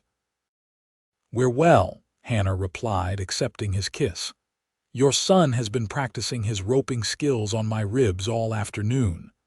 "Takes after his father already," Rusty said with pride, placing his hand gently over hers. "Strong and determined," Hannah laughed. "And as restless as his mother, I fear." They moved inside together, where Hannah had supper waiting, a far cry from the bachelor meals Rusty had prepared before her arrival. As they ate, he told her about the new horses, his plans for breaking them over the coming weeks, and news he had heard from a passing trader about railroad developments to the north. "Might bring more settlers to these parts," he commented. "More buyers for our horses." Hannah nodded thoughtfully. "And perhaps eventually a proper school for our children." Rusty's expression softened at the plural. They had already discussed wanting more than one child, God willing. "Our very own Weavers," he said, a hint of wonder still in his voice when he contemplated their growing family. "Sometimes I can hardly believe it." "Believe it," Hannah said firmly, covering his hand with hers. "This is real, Rusty, all of it." After supper, they sat together on the porch as had become their custom, watching twilight settle over their valley. The scene was so similar to that evening a year ago when Rusty had proposed, yet their lives had changed immeasurably since then. "I had a letter from Mrs. Jenkins today," Hannah mentioned as they sat in companionable silence. "From Gila Bend." Rusty glanced at her, curious. "Good news, I hope." "Mostly town gossip," Hannah said with a smile. "Though she did mention that the new family at our old farm has planted fruit trees where my father's failed. Apparently they're thriving." "That would please him, I think," Rusty observed. Hannah nodded, feeling not pain but a gentle nostalgia at the mention of her father. "Yes, it would." She hesitated before adding, "She also wrote that someone purchased Blackwell's properties after his death. Apparently the new owner has lowered interest rates and is generally more fair in his dealings. The town is recovering." "Good," Rusty said simply. "Every town deserves better than a Blackwell." Hannah leaned against his shoulder, grateful as always for his straightforward moral compass. "Do you ever think about how differently things might have turned out if you hadn't been in Gila Bend that day?" Rusty was quiet for a moment. "Sometimes," he admitted, "but I try not to dwell on it.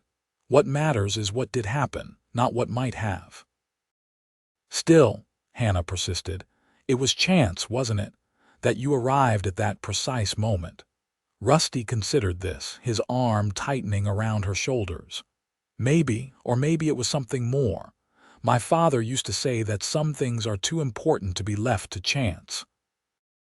The sentiment resonated with Hannah's own growing belief that their meeting had been somehow meant to be, that all the pain and loss that preceded it had been leading them to each other. "I like that idea," she said softly. "That we were always heading toward each other, even when we didn't know it."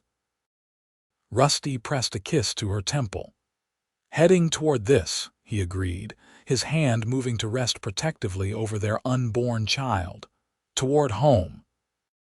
As darkness settled over the valley they had come to love, Hannah Weaver thought about the strange, winding path that had brought her here from a desperate young woman, sold to pay her father's debts, to a beloved wife, and soon to be mother, with a home and purpose that fulfilled her deepest needs. The contract that had nearly bound her to a life of misery had instead, through its destruction, opened the door to a life of joy. And the man who had torn it up, who had paid a debt he didn't owe to free a woman he didn't know, now sat beside her as her husband, partner, and dearest friend. Some debts, Hannah reflected, could never truly be repaid like the debt she owed Rusty for her freedom, or the debt he felt toward his sister's memory. But perhaps they weren't meant to be repaid. Perhaps they were meant to be transformed into something else entirely, into love, into family, into a future neither could have imagined alone, but that they were now building together, day by day, in this valley they called home.